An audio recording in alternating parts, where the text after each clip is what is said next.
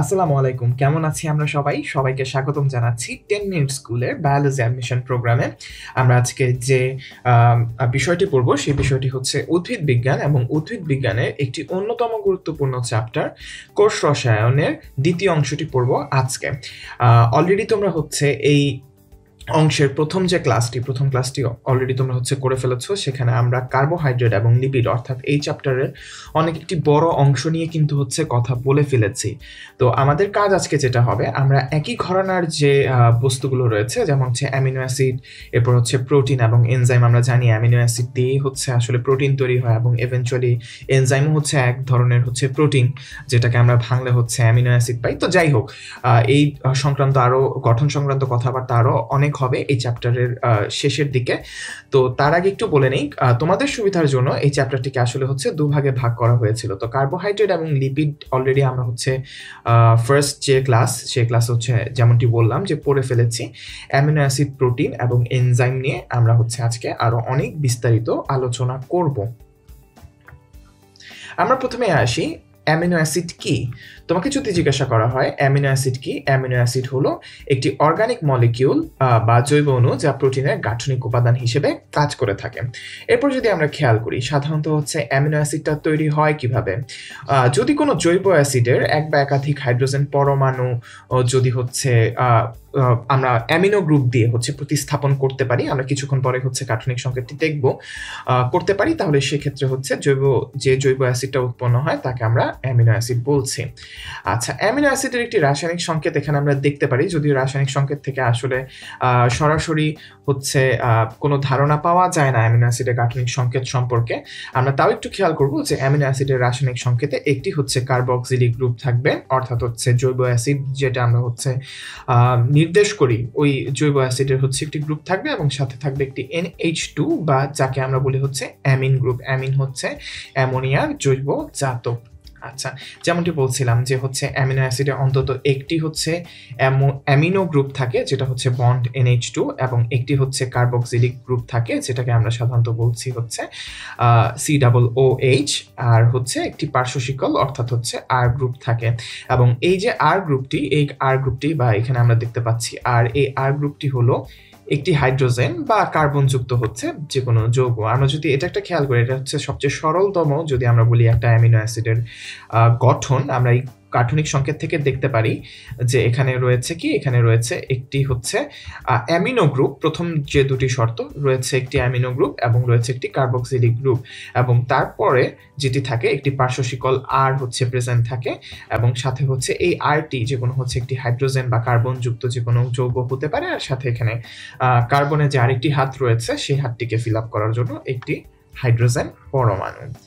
আচ্ছা, তো আমরা যদি একটু খেয়াল করে দেখি, এই যে আমরা যেমনটি আগের স্লাইডে বললাম যে হচ্ছে আলফা কার্বনে সাধারণত হচ্ছে একটি আর গ্রুপ যুক্ত থাকে। এই আর গ্রুপটি হচ্ছে যে কোনো কিছু হতে পারে, যেমন হচ্ছে তা যে কোনো হচ্ছে একটি কার্বন যৌগ হতে পারে, অথবা হচ্ছে একদম সিম্পলি আমরা যদি বলি যে একটি হাইড্রোজেন পরমাণু হিসেবে এখানে থাকতে পারে। তো আমরা একটু খেয়াল করে দেখব আমাদের মেইন বইতে, অর্থাৎ আমাদের হচ্ছে যে পাঠ্য বই রয়েছে সেই পাঠ্য বইতে কোনটা হলে কি হয় সেই সংক্রান্ত কিছু কথাবার্তা সরাসরি বলা আছে। যেমন আর গ্রুপটি যদি হচ্ছে একটি হলো হাইড্রোজেন হয়, অর্থাৎ আমরা দেখতে পাচ্ছি এখানে যে আর গ্রুপটি রয়েছে এই আর গ্রুপটি হচ্ছে একটি হাইড্রোজেন, তো এটি হলে আমরা ধরে নিতে পারি এই অ্যামিনো অ্যাসিডটির নাম হচ্ছে গ্লাইসিন। আবার যদি আমরা খেয়াল করি এই আর গ্রুপটি যদি হচ্ছে মিথাইল হয়, বা আমরা যদি হচ্ছে আমরা একটা মিথাইল গ্রুপ যদি আমরা বলি, তো এই মিথাইল গ্রুপ যদি হয় তাহলে সেক্ষেত্রে আমরা ধরে নেব হচ্ছে অ্যালানিন। আবার আর গ্রুপটা যদি CH2OH হয় তাহলে সেক্ষেত্রে আমরা জানবো এটা হচ্ছে সিরিন, এবং আর গ্রুপ যদি CH2SH হয় তাহলে আমরা জানবো হচ্ছে সিস্টিন। এখন আমাদের মেইন বইতে জেনারেলি দেখা যায় এই চারটি যে পরমাণু বা এই চারটি যে হচ্ছে গ্রুপ আর হিসেবে থাকলে কি হবে অ্যামিনো অ্যাসিডের নাম সেটাই দেওয়া আছে। সাধারণত মেডিকেল ভর্তি পরীক্ষায় এর বাইরে হচ্ছে প্রয়োজন হয় না, তবে মেডিকেল ভর্তি পরীক্ষার জন্য এই অংশটি কিন্তু খুবই গুরুত্বপূর্ণ। প্রশ্ন আসতে পারে যে হচ্ছে আর গ্রুপ যদি এটা হয় তাহলে হচ্ছে নিচের অ্যামিনো অ্যাসিডটির নাম কি হবে, এটা একভাবে আসতে পারে, অথবা ভাইস ভার্সা ভাবেও কিন্তু প্রশ্ন আসতে পারে যে যদি হচ্ছে আমার অ্যালানিনের ক্ষেত্রে যে আর গ্রুপটি রয়েছে এই আর গ্রুপটি আসলে হচ্ছে কি, সেটা হচ্ছে H হবে কিনা বা CH3 হবে কিনা, এভাবে কিন্তু উল্টিয়ে আবার হচ্ছে প্রশ্ন আসতে পারে। আচ্ছা, আগের স্লাইডের একটা লাইন হচ্ছে মিস করে গিয়েছি, যে আমাদের সাধারণত হচ্ছে দুঃখিত, উদ্ভিদ এবং প্রাণীদেহ মিলে সর্বমোট হচ্ছে 28টির মতো কিন্তু অ্যামিনো অ্যাসিড রয়েছে। এই সংখ্যাটি অবশ্যই আমাদের জানতে হবে। এবার আমরা চলে আসি অ্যামিনো অ্যাসিডের কিছু বৈশিষ্ট্য নিয়ে আমরা কথা বলবো। অ্যামিনো অ্যাসিড সাধারণত হচ্ছে পানিতে দ্রবণীয় এবং অ্যালকোহলে অদ্রবণীয়। মেডিকেল ভর্তি পরীক্ষার অবজেক্টিভের জন্য এই পয়েন্টটি কিন্তু খুবই গুরুত্বপূর্ণ। আমাদের জানতে হবে কোথায় দ্রবণীয় কোথায় অদ্রবণীয়। এটি পানিতে দ্রবণীয় এবং হচ্ছে অ্যালকোহলে অদ্রবণীয়। সেই সাথে অ্যামিনো অ্যাসিডের কিন্তু কোনো হচ্ছে স্বাদ নেই। অ্যামিনো অ্যাসিড একটি কি স্বাদহীন। এরপর হচ্ছে এটি মিষ্টও হতে পারে আবার তিক্তও হতে পারে। তাহলে তোমাদের প্রশ্ন থাকতে পারে যে ভাই আপনি বললেন স্বাদহীন, কিন্তু এটা হচ্ছে মিষ্টও হতে পারে আবার হচ্ছে তিক্ত হতে পারে, বিষয়টা আসলে কেমন হলো? আসলে এক একটা অ্যামিনো অ্যাসিড এক এক ধরনের বৈশিষ্ট্য দেখায়। কিছু অ্যামিনো অ্যাসিড রয়েছে যারা হচ্ছে স্বাদহীন, অর্থাৎ এটাকে টেস্ট করলে আমি ভালো মন্দ কোনো কিছু আসলে বুঝতে পারবো না। কিছু রয়েছে হলো মিষ্ট, অর্থাৎ এরা হয় কি, এরা হয় হচ্ছে মিষ্টি। এবং কিছু রয়েছে হলো তিক্ত, অর্থাৎ এদের স্বাদ হচ্ছে তিতা। তার মানে এরা স্বাদহীনও হতে পারে, মিষ্টিও হতে পারে, আবার তিক্ত পদার্থ কিন্তু হতে পারে। আবার যদি আমরা খেয়াল করি, এই অ্যামিনো অ্যাসিডগুলো সাধারণত হয় হচ্ছে বর্ণহীন এবং এরা নর্মালি হয় হচ্ছে স্ফটিকাকার পদার্থ, অর্থাৎ আমরা যদি বলি হচ্ছে ল্যাটিস গঠন করেছে বা এরকম ধরনের কোনো হচ্ছে যদি গঠন থেকে থাকে, সেটাও কিন্তু অ্যামিনো অ্যাসিডের একটি বৈশিষ্ট্যের মধ্যে পড়ে। আমরা যদি একটু রাসায়নিক বিক্রিয়া বা রাসায়নিক বৈশিষ্ট্যের দিকে তাকাই, সাধারণত হচ্ছে মৃদু অ্যাসিড বা মৃদু ক্ষারে অ্যামিনো অ্যাসিড কি করে? অ্যামিনো অ্যাসিড হচ্ছে সরাসরি হচ্ছে লবণ তৈরি করে। অর্থাৎ আমি যদি অ্যামিনো অ্যাসিডকে কোনো মৃদু অ্যাসিড যেমন হচ্ছে অ্যাসিটিক অ্যাসিড বা কোনো হচ্ছে মৃদু ক্ষারের সাহায্যে হচ্ছে বিশ্লেষণ করার চেষ্টা করি, তখন যেটা হয় এই বিক্রিয়া অ্যামিনো অ্যাসিড কি করে? অ্যামিনো অ্যাসিড রাসায়নিক বিক্রিয়া করে লবণ সৃষ্টি করে। এরপরে আমরা যদি 5 নাম্বার পয়েন্টটা দেখি, অ্যামিনো অ্যাসিডের একটি অন্যতম গুরুত্বপূর্ণ বৈশিষ্ট্য হয়েছে এরা হচ্ছে সাধারণত উচ্চ গলনাঙ্ক বিশিষ্ট হয়। অর্থাৎ এদেরকে যদি আমি হচ্ছে তরলে পরিণত করতে যাই, আমার স্বাভাবিক যে টেম্পারেচার রয়েছে বা রুম টেম্পারেচার রয়েছে তার থেকে অনেক বেশি তাপমাত্রা কিন্তু হচ্ছে প্রয়োগ করতে হবে। আচ্ছা, এরপরে যদি আমরা খেয়াল করি যে আমরা যদি কোনো হচ্ছে বিশুদ্ধ প্রোটিন, অর্থাৎ বিশুদ্ধ প্রোটিন কি প্রথমে এটা জানা প্রয়োজন। যে প্রোটিনকে হচ্ছে আমি বিশ্লেষণ করলে হচ্ছে শুধুমাত্র হচ্ছে অ্যামিনো অ্যাসিডই পাবো, তাকে আমরা হচ্ছে বিশুদ্ধ প্রোটিন বলছি। কিছু প্রোটিন রয়েছে যারা হচ্ছে কনজুগেটেড প্রোটিন বা হচ্ছে অন্যান্য প্রোটিন, তাদেরকে হচ্ছে যদি আমরা হচ্ছে রাসায়নিক পদার্থ বা এনজাইমের সাহায্যে হচ্ছে আদ্র বিশ্লেষণ করি, তাহলে শুধুমাত্র যে অ্যামিনো অ্যাসিড পাওয়া যায় তা না, সাথে সাথে হচ্ছে অন্যান্য আরো বিভিন্ন পদার্থ পাওয়া যায়। তো এই কথাটাই আসলে হচ্ছে 6 নাম্বার পয়েন্টে বলেছে যে বিশুদ্ধ প্রোটিনকে কোনো রাসায়নিক পদার্থ বা এনজাইমের সাহায্যে, কি কি এনজাইম সেটা আমরা পরবর্তীতে জানবো। আমরা আইইউবি স্বীকৃত 6টি এনজাইম নিয়ে অনেক এলাবোরেটলি এই চ্যাপ্টারের লাস্টে কথাবার্তা বলবো। তো যেটা বলছিলাম যে কোনো এনজাইমের সাহায্যে যদি আমি সম্পূর্ণ পরিমাণে হাইড্রোলাইসিস করতে পারি, অর্থাৎ পানি বিশ্লেষণ করতে পারি, তাহলে দেখা যায় যে আমরা সরাসরি হচ্ছে এই অ্যামিনো অ্যাসিডগুলো হচ্ছে পাই। এবং এই যে এই অ্যামিনো অ্যাসিডগুলো কিভাবে হচ্ছে আসলে প্রোটিন তৈরি করে? এক বা একাধিক অ্যামিনো অ্যাসিড পেপটাইড বন্ধনীর মাধ্যমে যুক্ত হয়। পেপটাইড বন্ধনী নিয়েও আমরা এই ক্লাসে কথাবার্তা বলবো। তো এই পেপটাইড বন্ধনীর মাধ্যমে যুক্ত হয়ে সাধারণত হচ্ছে একটি প্রোটিন গঠন করে। আচ্ছা, অ্যাসিড এবং ক্ষার বিশিষ্ট যে অ্যামিনো অ্যাসিড মূলকগুলো রয়েছে তাদেরকে আমরা জুইটার আয়ন নামে হচ্ছে জানি। এটি যদিও হচ্ছে আসলে বোটানির জন্য খুব গুরুত্বপূর্ণ একটি প্রশ্ন না, এটি গুরুত্বপূর্ণ প্রশ্ন হচ্ছে মেডিকেল ভর্তি পরীক্ষায় আসতে পারে হচ্ছে কেমিস্ট্রি থেকে। কেমিস্ট্রির হচ্ছে জৈব যৌগে এই অংশটি নিয়ে আরো এলাবোরেটলি আলোচনা করা হয়েছে। জাস্ট আমরা এতটুকু জেনে রাখবো, যদি কোনো হচ্ছে অ্যামিনো অ্যাসিড মূলকে হচ্ছে অ্যাসিড বা ক্ষার বিশিষ্ট যদি হচ্ছে অ্যামিনো অ্যাসিড মূলক থাকে, তাহলে সেই ক্ষেত্রে আমরা তাকে জুইটার আয়ন হিসেবে অভিহিত করি। এবার আমরা জানতে চেষ্টা করব অ্যামিনো অ্যাসিডের একটি গুরুত্বপূর্ণ প্রকারভেদের সম্পর্কে। প্রথমে আমরা যদি জানি অ্যামিনো অ্যাসিডকে সাধারণত হচ্ছে 3 ভাগে ভাগ করা হয় তাদের যে রাসায়নিক গঠন রয়েছে তার উপর ভিত্তি করে। প্রথম ভাগটি হচ্ছে অ্যালিফেটিক, তারপর হচ্ছে অ্যারোমেটিক এবং তারপর হচ্ছে হেটেরোসাইক্লিক। তো এর পাশে সবগুলোরই হচ্ছে আসলে 3টি করে উদাহরণ দেয়া রয়েছে।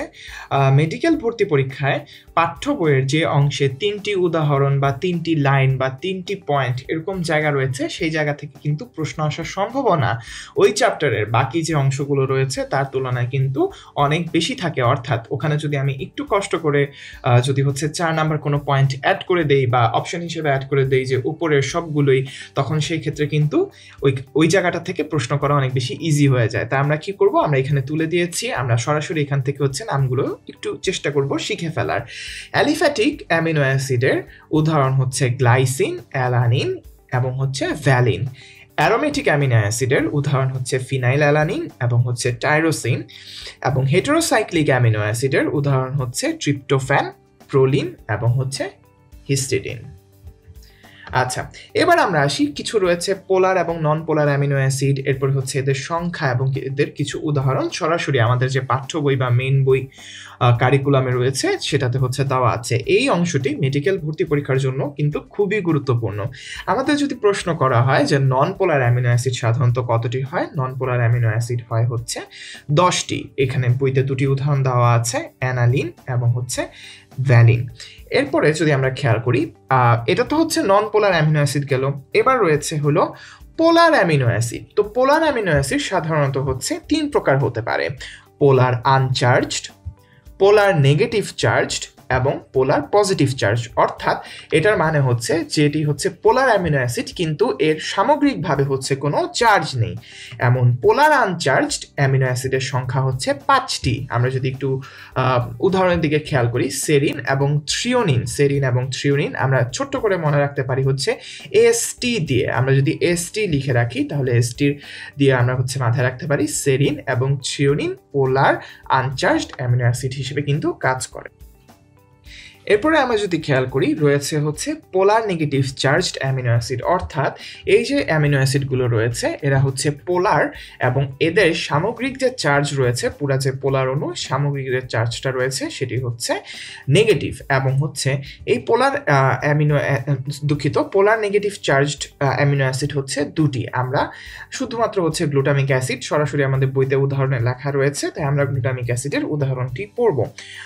এরপরে আমরা যদি খেয়াল করি, এরপরে রয়েছে হচ্ছে পোলার পজিটিভ চার্জড। অর্থাৎ হচ্ছে এটি একটি পোলার অ্যামিনো অ্যাসিড এবং সামগ্রিকভাবে এই অ্যামিনো অ্যাসিডের যে চার্জ সেটি হচ্ছে পজিটিভ বা হচ্ছে ধনাত্মক। এমন পোলার অ্যামিনো অ্যাসিড হচ্ছে রয়েছে 3টি। এদেরকে আমরা মনে রাখতে পারি হচ্ছে LH দিয়ে, লাইসিন এবং হচ্ছে হিস্টিডিন। এই জায়গাটি মেডিকেল ভর্তি পরীক্ষার জন্য এই ছকটি অসংখ্য পরিমাণে হচ্ছে আমি যদি বলি গুরুত্বপূর্ণ, এবং এই জায়গা থেকে অসংখ্য প্রশ্ন আসতে পারে। কেবলমাত্র হচ্ছে মেডিকেল ভর্তি পরীক্ষার প্রশ্নই যে আসবে তেমন না, এটা থেকে হচ্ছে সরাসরি হচ্ছে বিভিন্ন ভার্সিটিতে যেখানে হচ্ছে যেসব ফ্যাকাল্টিতে আসলে হলো বোটানি আনসার করতে হয় সেই জায়গাগুলোর জন্য কিন্তু এই ছকটি অসংখ্য গুরুত্বপূর্ণ। সে সাথে ডেন্টাল ভর্তি পরীক্ষা তো রয়েছেই। এবার যদি আমরা আসি অ্যামিনো অ্যাসিড সম্পর্কে আরও কিছু তথ্য আমরা এখন জানার চেষ্টা করব।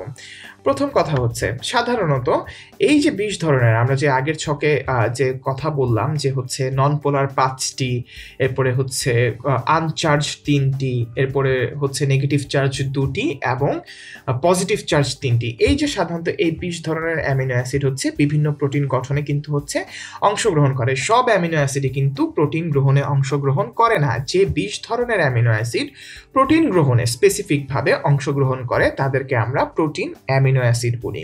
আর যেসব হচ্ছে অ্যামিনো অ্যাসিড প্রোটিন গঠনে অংশগ্রহণ করে না তাদেরকে আমরা সাধারণত হচ্ছে নন প্রোটিন অ্যামিনো অ্যাসিড বলে থাকি। এরপরে যদি আমরা আসি, আমরা যদি খেয়াল করে দেখি যে হচ্ছে অর্নিথিন, সাইট্রুলিন, হোমোসেরিন, এখানে হচ্ছে 3টি উদাহরণ দেওয়া রয়েছে। মেডিকেল ভর্তি পরীক্ষার জন্য খুবই গুরুত্বপূর্ণ।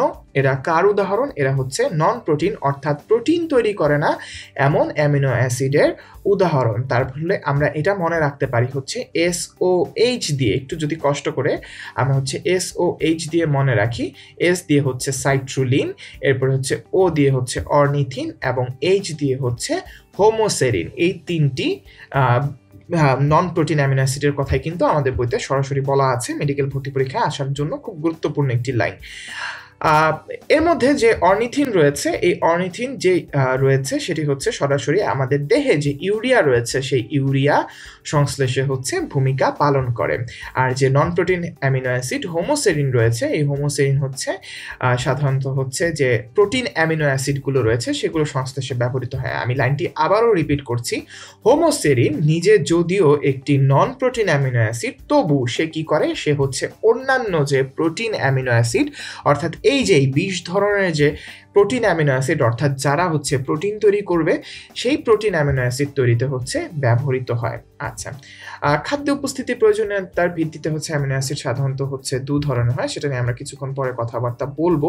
আমরা যদি পাশের ছকটা একটু খেয়াল করে দেখি যে হচ্ছে খাদ্য প্রয়োজনীয়তার ভিত্তিতে অ্যামিনো অ্যাসিডকে সাধারণত 2 ভাগে ভাগ করা যায়। এক হচ্ছে অত্যাবশ্যকীয় অ্যামিনো অ্যাসিড, 2 নাম্বার হচ্ছে অনত্যাবশ্যকীয় অ্যামিনো অ্যাসিড। এটার ইংলিশে আমরা এটাকে সাধারণত অথবা মেডিকেলে আমরা যখন পড়ি তখন আমরা এটাকে বলে থাকি হচ্ছে এসেনশিয়াল অ্যামিনো অ্যাসিড।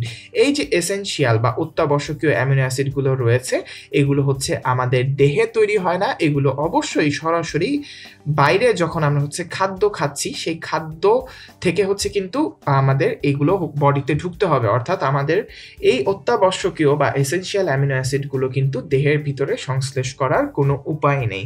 তো এই যে অত্যাবশ্যকীয় অ্যামিনো অ্যাসিড সাধারণত হচ্ছে 8টি হয়, আমরা পরবর্তীতে হচ্ছে নামগুলো দেখব, এবং সাধারণত আমাদের যারা হচ্ছে প্রাপ্তবয়স্ক তাদের জন্য হচ্ছে 8টি, শিশুদের ক্ষেত্রে আরও 2টি বেড়ে যায়, 2টি বেড়ে হয় হচ্ছে 10টি। অর্থাৎ আমাকে যদি প্রশ্ন করা হয় অত্যাবশ্যকীয় অ্যামিনো অ্যাসিড কত, মানে কতগুলো রয়েছে, আমাদের প্রথম টার্গেট হবে অপশনগুলোর মধ্যে 8 খোঁজা। যদি 8 থাকে আমরা অবশ্যই 8 দাগিয়ে দিব।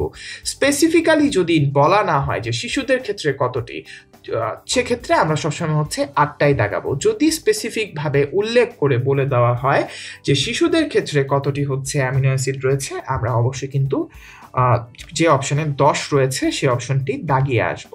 আচ্ছা, এবার যদি আমরা খেয়াল করি অনত্যাবশ্যকীয় অ্যামিনো অ্যাসিড, অর্থাৎ নন এসেনশিয়াল অ্যামিনো অ্যাসিড বা যে অ্যামিনো অ্যাসিডগুলো কিছু কিছু অংশ আমরা আমাদের শরীরের ভিতরেই হচ্ছে তৈরি করতে পারছি, তাকে আমরা অনত্যাবশ্যকীয় অ্যামিনো অ্যাসিড বলি। তো সাধারণত হচ্ছে 12টি অনত্যাবশ্যকীয় অ্যামিনো অ্যাসিড রয়েছে, এবং শিশুদের ক্ষেত্রে দেখা যায় এখানেও হচ্ছে অ্যামিনো অ্যাসিডের সংখ্যা 10টি।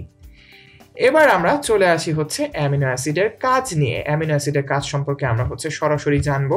আমরা পাশেই দেখতে পাচ্ছি যে হচ্ছে একটি মানব দেহের আসলে হচ্ছে কোনো স্কিন নেই, ভিতরের যে মাসলগুলো এই মাসলগুলো দেখা যাচ্ছে, এবং এই যে মাসলগুলো হচ্ছে তৈরি হয়েছে এই মাসলগুলো কিন্তু ঘুরে ফিরে আমরা যদি হচ্ছে গাঠনিক বিশ্লেষণ দেখি পুরোটাই হচ্ছে প্রোটিন। তো প্রোটিন অ্যামিনো অ্যাসিডের কাজ প্রথম একদম যদি আমরা বলি অ্যামিনো অ্যাসিডের কাজটা কি, অ্যামিনো অ্যাসিডের কাজ হচ্ছে প্রোটিন তৈরি করা। একদম প্রথম আমাকে যদি বলা হয় যে অ্যামিনো অ্যাসিডের একটা কাজ বলো, তাহলে আমার আনসার হবে হচ্ছে এই প্রোটিন তথা হচ্ছে আমিষ সংশ্লেষণ করা, যেটা নিয়ে অলরেডি আমি পাশের ছবিতে কথা বলে ফেলেছি যে এই যে আমাদের যে জীব দেহ বা আমরা তো এখানে হচ্ছে মানব দেহ দেখছি, বা আমরা যদি হচ্ছে যে মাংসগুলো দেখি গরুর মাংস, খাসির মাংস বা অন্যান্য যে কোনো প্রাণীর মাংস আমরা যা দেখতে পারি বা মাংস জাতীয় যা রয়েছে তা আসলে কে হচ্ছে ভূমিকা কি দিয়ে তৈরি, এটা হচ্ছে হলো প্রোটিন দিয়ে তৈরি, এবং জীব দেহ গঠনে কিন্তু হচ্ছে ভূমিকা পালন করছে অ্যামিনো অ্যাসিড প্রোটিন তৈরির মাধ্যমে। এবার যদি আমরা খেয়াল করি অ্যামিনো অ্যাসিড যে শুধুমাত্র হচ্ছে প্রোটিনই তৈরি করছে তা কিন্তু না, এরা কিন্তু সেই সাথে সাথে কিছু ভিটামিন, এরপরে হচ্ছে কিছু এনজাইম, কিছু ইন্ডোল হরমোন এবং অ্যান্টিবডি সংশ্লেষণে সাহায্য করে। আমরা জানি অ্যান্টিবডি কি, অ্যান্টিবডি হচ্ছে এক ধরনের প্রোটিন জাতীয় পদার্থ বা যা হচ্ছে অ্যামিনো অ্যাসিড দিয়ে তৈরি, যা সরাসরি আমাদের বডিতে বা আমাদের দেহে যখন হচ্ছে কোনো রোগ জীবাণু আক্রমণ করে তার এগেইনস্টে আমাদের দেহে যে প্রতিরক্ষামূলক যে ব্যবস্থাটি তৈরি হয় তাকে আমরা হচ্ছে অ্যান্টিবডি কিন্তু বলি। আর সেছাড়া আরও কি রয়েছে, আরও রয়েছে বিভিন্ন ধরনের হরমোন। এই হরমোনগুলো সাধারণত আমাদের দৈহিক যে হচ্ছে বিপাকীয় কার্যালাপ এবং আমরা যদি বলি হচ্ছে যে শারীরবৃত্তীয় যে কার্যকলাপ রয়েছে তা ঠিক রাখতে কিন্তু হচ্ছে হরমোনগুলোই হলো কাজ করে। পরিপাকের ক্ষেত্রে এনজাইম কাজ করে। এই আর দেহের যে যদি আমরা বলি বিভিন্ন হচ্ছে গঠনিক বিক্রিয়াতে হচ্ছে ভিটামিন কিন্তু কাজ করে যাচ্ছে। আচ্ছা, এরপরে যদি আমরা খেয়াল করি, এরপর আমরা খেয়াল করব হচ্ছে ইউরিয়া সংশ্লেষণেও হচ্ছে অ্যামিনো অ্যাসিড সহযোগিতা করে, এবং আমরা অলরেডি যেমনটি পড়ে ফেলেছি যে অ্যান্টিবডি সংশ্লেষণে সাহায্য করার মাধ্যমে এরা কি করে, এরা হচ্ছে দেহের যে রোগ প্রতিরোধ ক্ষমতা রয়েছে রোগ প্রতিরোধ ক্ষমতাকে কিন্তু বাড়িয়ে দেয়। অ্যামিনো অ্যাসিডের আরও একটি গুরুত্বপূর্ণ কাজ হচ্ছে এরা দেহের যে পিএইচ অর্থাৎ অম্ল ক্ষারের যে সাম্যতা রয়েছে সেই সাম্যতা নিয়ন্ত্রণে কিন্তু হচ্ছে সাহায্য করে, এবং অ্যামিনো অ্যাসিড টেকনিক্যালি আমাদের বডির যে ফিনোটাইপিক আমরা যদি বলি বৈশিষ্ট্য, অর্থাৎ আমরা দেখতে কেমন হব, আমাদের চুলের বর্ণ কেমন হবে, বা হচ্ছে আমাদের হচ্ছে যে মেলানিন যে রঞ্জক রয়েছে সেটা হচ্ছে সৃষ্টি ইত্যাদিতে কিন্তু হচ্ছে সাহায্য করে অ্যামিনো অ্যাসিড। তাহলে আমরা দেখতে পাচ্ছি যে চুল এবং চোখের যে কোরাকয়েড স্তরে বিদ্যমান যে মেলানিন রঞ্জক রয়েছে সেটা সৃষ্টিতে হচ্ছে অ্যামিনো অ্যাসিড কাজ করছে। অর্থাৎ এই যে বৈশিষ্ট্যপূর্ণ যে কথাগুলো রয়েছে বা বৈশিষ্ট্যপূর্ণ যে আমরা আলাদা দেখতে পাই, যে একজনের চোখ হয়তো বা সবুজ, একজনের চোখ অথবা নীল, অথবা তোমার চোখের মনি হয়তো বা হচ্ছে কালো, এগুলো হচ্ছে বিভিন্ন ধরনের অ্যামিনো অ্যাসিডের গঠনে যে প্রোটিন তৈরি হয় সেই প্রোটিনের যখন হচ্ছে দেহের বিভিন্ন অংশে পৌঁছায় তখন বৈশিষ্ট্যপূর্ণ প্রোটিনের মাধ্যমে কিন্তু এই পার্থক্যগুলা আমরা বের করতে পারি। আচ্ছা, প্রোটিনে হাইড্রক্সিপ্রোপিন নামের এক ধরনের অ্যামিনো অ্যাসিড রয়েছে। এর উপস্থিতি হচ্ছে খুবই সীমিত হয় এবং এজন্য একে বিরল প্রোটিন বলা হয়। মেডিকেল ভর্তি পরীক্ষার জন্য খুবই ইম্পর্ট্যান্ট একটা লাইন, যে নিচের কোনটি হচ্ছে বিরল প্রোটিন? আমাদের উত্তর হবে হচ্ছে হাইড্রক্সিপ্রোপিন। এবার আমরা জানবো প্রোটিন বা হচ্ছে আমিষ নিয়ে। আমরা প্রথমেই জানতাম যে প্রোটিনটা আসলে হচ্ছে কি? প্রোটিন হলো অসংখ্য অ্যামিনো অ্যাসিডের সমন্বয়ে গঠিত একটি বৃহদাকার যৌগিক জৈব অণু। তাহলে এখান থেকে আমাদের কিছু কথা মার্ক করতে হবে। প্রথম কথা হচ্ছে এটি একটি বৃহদাকার যৌগিক জৈব অণু। আচ্ছা, আর কি হয়? প্রোটিনকে আমরা যদি ভাঙি, অর্থাৎ এই যে আমরা যদি সেকেন্ড পয়েন্টটাতে খেয়াল করি, প্রোটিন হচ্ছে এক ধরনের উচ্চ আণবিক ওজন বিশিষ্ট বৃহৎ অণুর জৈব রাসায়নিক পদার্থ, যাকে যদি আমরা হচ্ছে হাইড্রোলাইসিস প্রক্রিয়ার মধ্যে দিয়ে নিয়ে যাই তাহলে হচ্ছে অ্যামিনো অ্যাসিড তৈরি করে। অর্থাৎ এই দুইটা পয়েন্টের যে সারমর্ম আবার আমরা হচ্ছে 3 নম্বর পয়েন্টে এসে পাই যে অ্যামিনো অ্যাসিডের যে পলিমার আছে সেই পলিমারকে হচ্ছে প্রোটিন বা আমিষ বলে। মেডিকেল ভর্তি পরীক্ষার জন্য এই 3টা লাইন কিন্তু হচ্ছে খুবই গুরুত্বপূর্ণ। আমরা মাথায় রাখবো হচ্ছে অ্যামিনো অ্যাসিড, অনেকগুলো অ্যামিনো অ্যাসিড একটি হচ্ছে পেপটাইড বন্ড দিয়ে হচ্ছে যুক্ত হয়ে, বা যতগুলো হচ্ছে অ্যামিনো অ্যাসিড তার অর্ধেক হচ্ছে পেপটাইড বন্ড থাকে। সো অ্যামিনো অ্যাসিডগুলো পেপটাইড বন্ড দিয়ে যুক্ত হয়ে একটি পলিমার গঠন করে। সেই পলিমারকে আমরা বলি হচ্ছে প্রোটিন কিংবা আমিষ। এই প্রোটিন কিংবা আমিষটা আমরা যখন হচ্ছে আবার হাইড্রোলাইসিস করি, অর্থাৎ হচ্ছে পানি দ্বারা, যে আমরা যদি বলি যে পানি যোগ করে হচ্ছে ভাঙি হাইড্রোলাইসিস প্রক্রিয়ায়, এই হাইড্রোলাইসিস প্রক্রিয়া যখন আমরা প্রোটিনটাকে নিয়ে যাই তখন কি তৈরি হয়? অবশ্যই হচ্ছে অ্যামিনো অ্যাসিড উৎপন্ন করে। মাথায় রাখতে হবে প্রোটিন কি? প্রোটিন হচ্ছে প্রথম কথা উচ্চ আণবিক ওজন বিশিষ্ট একটি পদার্থ। 2 নাম্বার কথা হচ্ছে এদেরকে কিন্তু আমরা সাধারণত হচ্ছে বৃহৎ অণুর জৈব রাসায়নিক পদার্থ বলেও জানি। তো মেডিকেল ভর্তি পরীক্ষায় 3টা লাইন অনেক বেশি গুরুত্বপূর্ণ, কারণ দেখা যায় যে বেশিরভাগ সময় এই যে 3টা কথা, এই 3টা কথার লাইনের মধ্যে একটু হচ্ছে ইন্টারচেঞ্জ চলে আসে। যেমন হচ্ছে সত্য মিথ্যা ঘরানার যে প্রশ্নগুলো রয়েছে তাদের ক্ষেত্রে দেখা যায় যে কোনো একটা অপশনে হয়তো বা সরাসরি এই 3 নাম্বার পয়েন্টে যে লাইনটা আছে সেটা হচ্ছে তুলে দিয়ে বললো যে এরকম হচ্ছে প্রোটিনের পলিমারকে অ্যামিনো অ্যাসিড বলে। আসলে কিন্তু বিষয়টা উল্টো। সো অত কম সময়ের মধ্যে আসলে এই ছোট ছোট ওয়ার্ডের যে চেঞ্জ বা ওয়ার্ডের যে শিফট হয়, এই বিষয়গুলো হচ্ছে মনে রাখাটা কিন্তু একটু কষ্ট। তাই আমরা এই লাইনগুলো হচ্ছে একটু গুরুত্ব সহকারে পড়ব। এরপরে যদি আমরা আসি, আমরা দেখতে পারবো যে একটি কোষের অভ্যন্তরে সাধারণত হচ্ছে শত শত প্রকার প্রোটিন কিন্তু তৈরি হয়, এবং যেমনটি বলেছিলাম যে অ্যামিনো অ্যাসিডের অণুগুলো পরস্পর পেপটাইড বন্ধন দ্বারা আবদ্ধ হয়ে একটি প্রোটিন অণু তৈরি করে।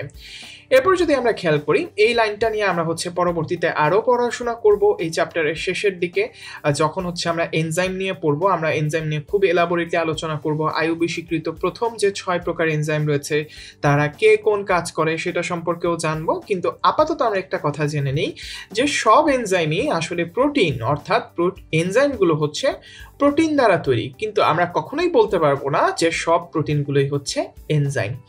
এরপর যদি আমরা খেয়াল করি যে জীবদেহে যে হচ্ছে শুষ্ক ওজন থাকে, জীবদেহের শুষ্ক ওজনের প্রায় 50%ই কিন্তু হচ্ছে প্রোটিন দিয়ে তৈরি।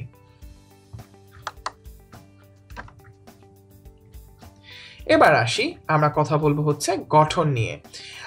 আমরা যদি একটু খেয়াল করি যে বিভিন্ন অ্যামিনো অ্যাসিড কিভাবে হচ্ছে একে অপরের সাথে যুক্ত হয়, অলরেডি আমরা বলে ফেলেছি যে পেপটাইড বন্ড দিয়ে। পেপটাইড বন্ড নিয়ে আমরা অ্যাজ এ হোল এখানে কিছু কথাবার্তা বলবো।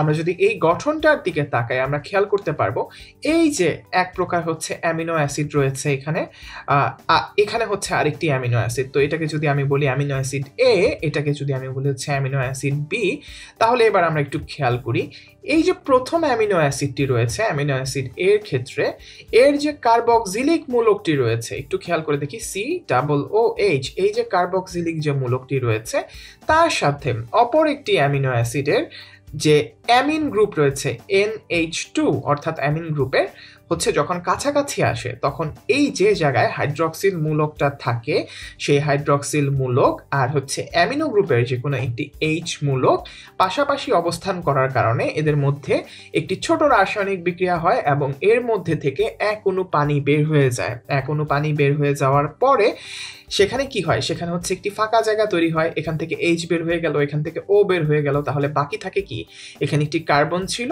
আর এখানে হচ্ছে একটি নাইট্রোজেন পরমাণু ছিল। তারা পরস্পর কি করে, তারা পরস্পর হচ্ছে একটি বন্ধন গঠন করে, এই যে C আর N এর মাঝখানে একটি একক বন্ধন গঠিত হয় এবং এই যে পুরো CONH যে একটি গঠন তৈরি হয়েছে তাকে আমরা পেপটাইড বন্ড বলতে পারি। এবার আসি, প্রতিটি পেপটাইড বন্ড তৈরিতে আমরা অলরেডি বুঝে ফেলেছি যে এখানে কি হয়, এখানে হচ্ছে এক অণু পানি কিন্তু হচ্ছে নির্গত হয়ে যায়। এবার আসি ডাইপেপটাইড কি, দুটি ভিন্ন অ্যামিনো অ্যাসিড যদি পরস্পর পেপটাইড বন্ডের সাথে যুক্ত হয় তাকে আমরা ডাইপেপটাইড বলি। আবার হচ্ছে যদি তিনটি ভিন্ন অ্যামিনো অ্যাসিড যুক্ত হয় তখন ট্রাইপেপটাইড বলি। 4 থেকে 10টি অ্যামিনো অ্যাসিড যদি পরস্পরের সাথে যুক্ত হয় তখন হচ্ছে আমরা তাকে বলি হলো অলিগোপেপটাইড। এবং যখন হচ্ছে প্রায় 50টির অধিক অ্যামিনো অ্যাসিড পরস্পরের সাথে পেপটাইড বন্ড দিয়ে যুক্ত হয় তখন আমরা তাকে বলি পলিপেপটাইড। এবং আমরা যেটা জানি, আমরা যে অ্যাজ এ হোল প্রোটিন নিয়ে যে কথা বলছি, এই প্রোটিন হলো পলিপেপটাইড যৌগ।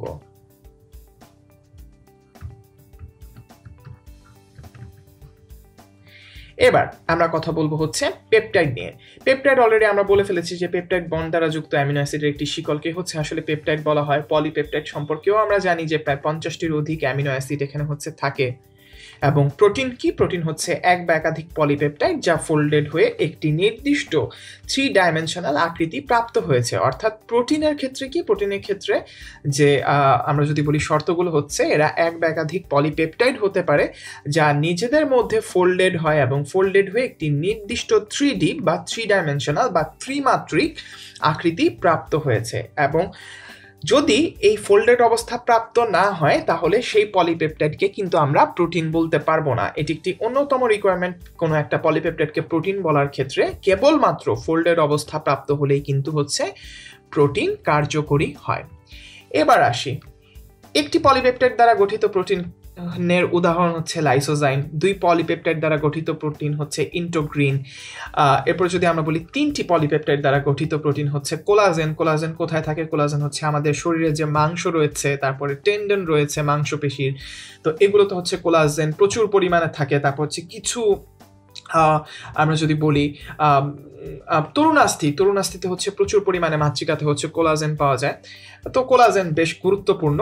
4টি পলিপেপটাইড দ্বারা গঠিত যদি প্রোটিন থেকে থাকে সেটা আমরা বলতে পারি আমাদের সবার পরিচিত হিমোগ্লোবিন। হিমোগ্লোবিন আমাদের রক্তে অক্সিজেন এবং কার্বন ডাইঅক্সাইড বহনের সবচেয়ে গুরুত্বপূর্ণ ভূমিকা পালন করে। এবং হিমোগ্লোবিন কোথায় থাকে, হিমোগ্লোবিন থাকে আমাদের দেহে আরবিসি বা হচ্ছে লোহিত রক্ত কণিকায়। এবার আমরা প্রোটিনের কিছু বৈশিষ্ট্য নিয়ে কথা বলবো। আমরা যদি একটু খেয়াল করে দেখি প্রোটিন কি হয়, প্রোটিন সাধারণত হচ্ছে কলয়েড প্রকৃতির হয়। এই কলয়েড কথাটি আমরা হচ্ছে মার্ক করব মেডিকেল ভর্তি পরীক্ষার জন্য। এই লাইনটি খুবই গুরুত্বপূর্ণ যে প্রোটিন কেমন পদার্থ। প্রোটিন সাধারণত হয় কলয়েড প্রকৃতির এবং অধিকাংশই হয় হচ্ছে কেলাসিত। প্রোটিনকে আমরা যখন আদ্র বিশ্লেষণ করি, আদ্র বিশ্লেষণ করলে আমরা সাধারণত হচ্ছে দেখা যায় কি দিয়ে আদ্র বিশ্লেষণ করতে পারি। আমরা অ্যাসিড দিয়ে আদ্র বিশ্লেষণ করতে পারি, ক্ষার দিয়ে আদ্র বিশ্লেষণ করতে পারি, এনজাইম দিয়ে সরাসরি আদ্র বিশ্লেষণ করতে পারি। তো এই আদ্র বিশ্লেষণ করার পরে সাধারণত হচ্ছে আমরা কি পাবো, অবশ্যই হচ্ছে অ্যামিনো অ্যাসিড পাবো যেগুলো সরল প্রোটিন, অর্থাৎ পুরোপুরি হচ্ছে অ্যামিনো অ্যাসিড দিয়ে তৈরি। সেই ক্ষেত্রে আমরা হচ্ছে সরাসরি অ্যামিনো অ্যাসিড পাবো। আবার যারা হচ্ছে একটু যুগ্ম ঘরানার প্রোটিন তাদেরকে আমরা যখন হচ্ছে হাইড্রোলাইসিস করবো, হাইড্রোলাইসিস করলে প্রোটিন অংশ অপ্রোটিন অংশ পাবো। তো সেগুলো নিয়ে আমরা পরবর্তীতে আরো কিছু কথাবার্তা বলবো। আচ্ছা, কিছু ভৌত এবং রাসায়নিক প্রক্রিয়ায় প্রোটিনের প্রকৃতির কিন্তু হচ্ছে পরিবর্তন ঘটানো যায়। আমরা জানি যদিও এটি হচ্ছে মানে বোটানির টপিক না, এটি হচ্ছে কেমিস্ট্রির জৈব রসায়নের টপিক, তারপরে আমি হচ্ছে একটু বলি যেহেতু প্রয়োজন। প্রোটিনের কিছু হচ্ছে রাসায়নিক স্ট্রাকচার রয়েছে, যেমন 1 degree protein, 2 degree protein, tertiary protein. তো এরকম দেখা যায় যে আমরা যখন হচ্ছে ডিমটাকে করি, ধরো গরম কোনো কড়াই বা গরম কোনো তাওয়াতে দেই যেখানে হচ্ছে তেল থাকে, তো সেখানে দেখা যায় যে দেওয়ার আগে ডিমের যে সাদা অংশটা থাকে অ্যালবুমিন, সেটা তাওয়ায় দেওয়ার পরে আস্তে আস্তে আস্তে আস্তে ঘন হয়ে সাদা একটি রং ধারণ করে। তো এই যে বিভিন্ন ভৌত বা রাসায়নিক প্রক্রিয়ার মাধ্যমে আমি যদি একটু অ্যাসিড যোগ করি, এটা হচ্ছে রাসায়নিক প্রক্রিয়া, বা আমি যে ডিমটা ভাজার চেষ্টা করছি এটা একটি ভৌত প্রক্রিয়া, বা তাপের মধ্যে দিয়ে নিয়ে যাচ্ছি, বা ডিম সিদ্ধ করলে হচ্ছে ডিমের সাদা অংশটা শক্ত হয়ে যাচ্ছে, এই ভৌত প্রক্রিয়াগুলোর মাধ্যমে প্রোটিনের প্রকৃতির কিন্তু হচ্ছে পরিবর্তন ঘটানো যায়। আচ্ছা, আমরা জানি প্রোটিন সাধারণত হচ্ছে কার্বন, হাইড্রোজেন, অক্সিজেন এবং নাইট্রোজেন দিয়েই সাধারণত হচ্ছে গঠিত হয়। এছাড়া এতে কি থাকে, সালফার, আয়রন এবং হচ্ছে তামাও কিন্তু থাকতে পারে। এবার যদি আমরা খেয়াল করি, প্রোটিন পানিতে, লঘু অ্যাসিডে বা হচ্ছে মৃদু লবণের দ্রবণে দ্রবণীয়, কিন্তু হচ্ছে অ্যালকোহলে অদ্রবণীয়। আমরা অ্যামিনো অ্যাসিডের প্রথম বৈশিষ্ট্যে পড়েছিলাম যেটা কোথায় দ্রবণীয় কোথায় অদ্রবণীয়। তো সেম ভাবে প্রোটিন কিন্তু পানিতে দ্রবণীয়, লঘু অ্যাসিডে, ক্ষার কিংবা হচ্ছে যদি আমরা মৃদু লবণের দ্রবণের কথা বলি, এসব ক্ষেত্রে এরা কি হয়, এরা সাধারণত হচ্ছে দ্রবণীয় হয়, কিন্তু অ্যালকোহলে এরা হয় হচ্ছে অদ্রবণীয়। অ্যাসিড যদি আমরা প্রোটিনে প্রয়োগ করি তাহলে দেখা যায় যে প্রোটিন তঞ্চিত হয়। তঞ্চিত হওয়া অর্থাৎ হচ্ছে জমে যাওয়া। আমরা যদি প্রোটিনের মধ্যে যদি অ্যাসিড যোগ করতে পারি তাহলে হচ্ছে প্রোটিনটি জমে যাবে এবং আণবিক গঠন কিন্তু পরিবর্তিত হবে। প্রোটিন একই সাথে তড়িৎধর্মী এবং বাফার দ্রবণ হিসেবেও কিন্তু কাজ করতে পারে। প্রোটিনের যে মনোমার রয়েছে, প্রোটিনের মনোমার অ্যামিনো অ্যাসিডে ক্ষারীয় গ্রুপ এবং অম্লীয় গ্রুপ থাকে বলে এদেরকে একই সাথে দেখা যায় যে ক্ষারীয় এবং অম্লীয় উভয় গুণই হচ্ছে এরা প্রকাশ করতে পারে। এই ধরনের যে প্রোটিন যারা হচ্ছে একই সাথে ক্ষারীয় এবং অম্লীয় উভয় গুণই প্রকাশ করতে পারে তাকে হচ্ছে আমরা বলি অ্যামফোটেরিক প্রোটিন অথবা উভধর্মী প্রোটিন। এবার আমরা কথা বলবো প্রোটিনের শ্রেণী বিভাগ নিয়ে। তো প্রোটিনের শ্রেণী বিভাগ আমরা যদি পড়তে চাই, প্রোটিনের অনেকগুলো শ্রেণী বিভাগ রয়েছে। তার মধ্যে জৈবিক কার্যাবলীর ভিত্তিতে আমরা যদি শ্রেণী বিভাগের কথা পড়ি, জৈবিক কার্যাবলীর ভিত্তিতে প্রোটিনের শ্রেণী বিভাগ হচ্ছে দুটি। এক হচ্ছে গাঠনিক প্রোটিন, দুই হচ্ছে কার্যকরী প্রোটিন। গাঠনিক প্রোটিনগুলো কি? এরা হচ্ছে জীবদেহের যে বিভিন্ন অংশ বা অঙ্গ বা অর্গান যেভাবে বলি না কেন আমরা, এগুলো গঠন করার কাজটা হচ্ছে গাঠনিক প্রোটিন করে। এবং কোষ এবং টিস্যুর যে গঠন, এই গঠনকে সুদৃঢ় করার কাজও কিন্তু হচ্ছে গাঠনিক প্রোটিন। মেডিকেল ভর্তি পরীক্ষার জন্য গাঠনিক প্রোটিন এবং হচ্ছে কার্যকরী প্রোটিন, এদের যে উদাহরণগুলো রয়েছে, উদাহরণগুলো কিন্তু অনেক বেশি ইম্পর্টেন্ট। আমরা যদি একটু খেয়াল করে দেখি, কেরাটিন আমাদের খুব পরিচিত একটি হচ্ছে গাঠনিক প্রোটিন আমরা ধরে নিতে পারি। এটি আমাদের যে ত্বক, গরুর যে শিং রয়েছে, আমাদের যে নখ রয়েছে, বা আমরা গরুর যে খুর দেখি বা পাখির যে পালক দেখি ইত্যাদি গঠনে কেরাটিন কিন্তু সবচেয়ে গুরুত্বপূর্ণ ভূমিকা পালন করে।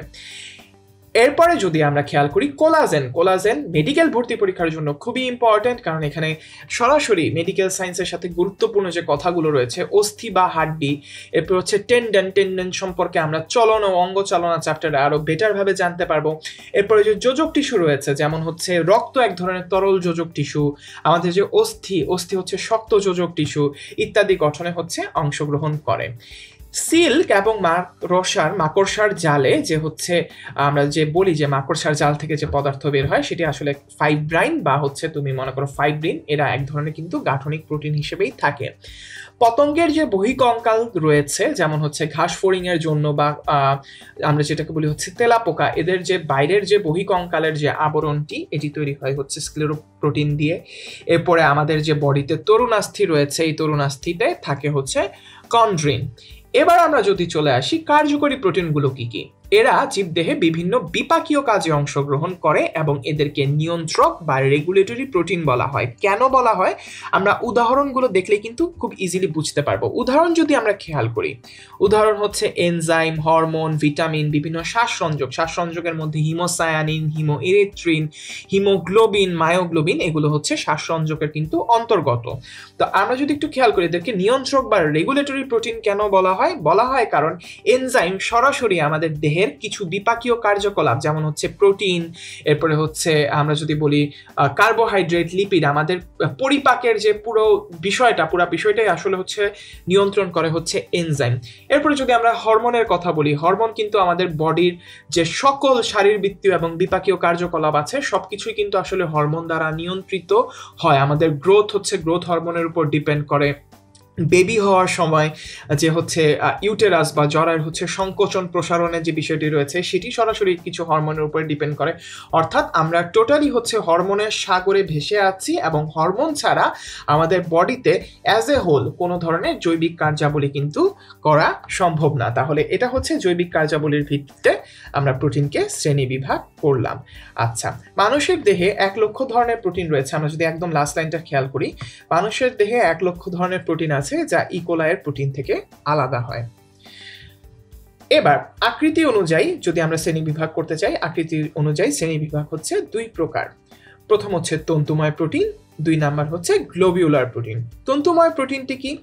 যখন পলিপেপটাইডগুলো প্রোটিনের সমান্তরালে একটি অক্ষ বরাবর সজ্জিত থাকে বা একটি লম্বা আকার ধারণ করে, এমন প্রোটিনকে আমরা হচ্ছে তন্তুময় প্রোটিন বলি। তন্তুময় প্রোটিনের সবচেয়ে চমৎকার উদাহরণ হচ্ছে কেরাটিন, কোলাজেন এবং হচ্ছে ফাইব্রিন। এই 3টা নাম আমরা মাথায় রাখতে পারি হচ্ছে K²F দিয়ে।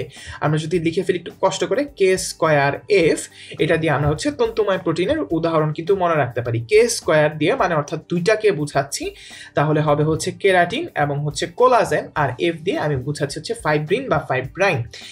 এরপরে যদি আমরা খেয়াল করি গ্লোবিউলার প্রোটিনের দিকে, গ্লোবিউলার আমরা মাথায় রাখবো হচ্ছে গোল দিয়ে। গ্লোবিউলারেও হচ্ছে গোল রয়েছে, গোলাকৃতিতেও গোল রয়েছে। অর্থাৎ গ্লোবিউলার যে প্রোটিনগুলো থাকে তারা সাধারণত কি হয়? তারা সাধারণত হচ্ছে গোলাকৃতির হয়।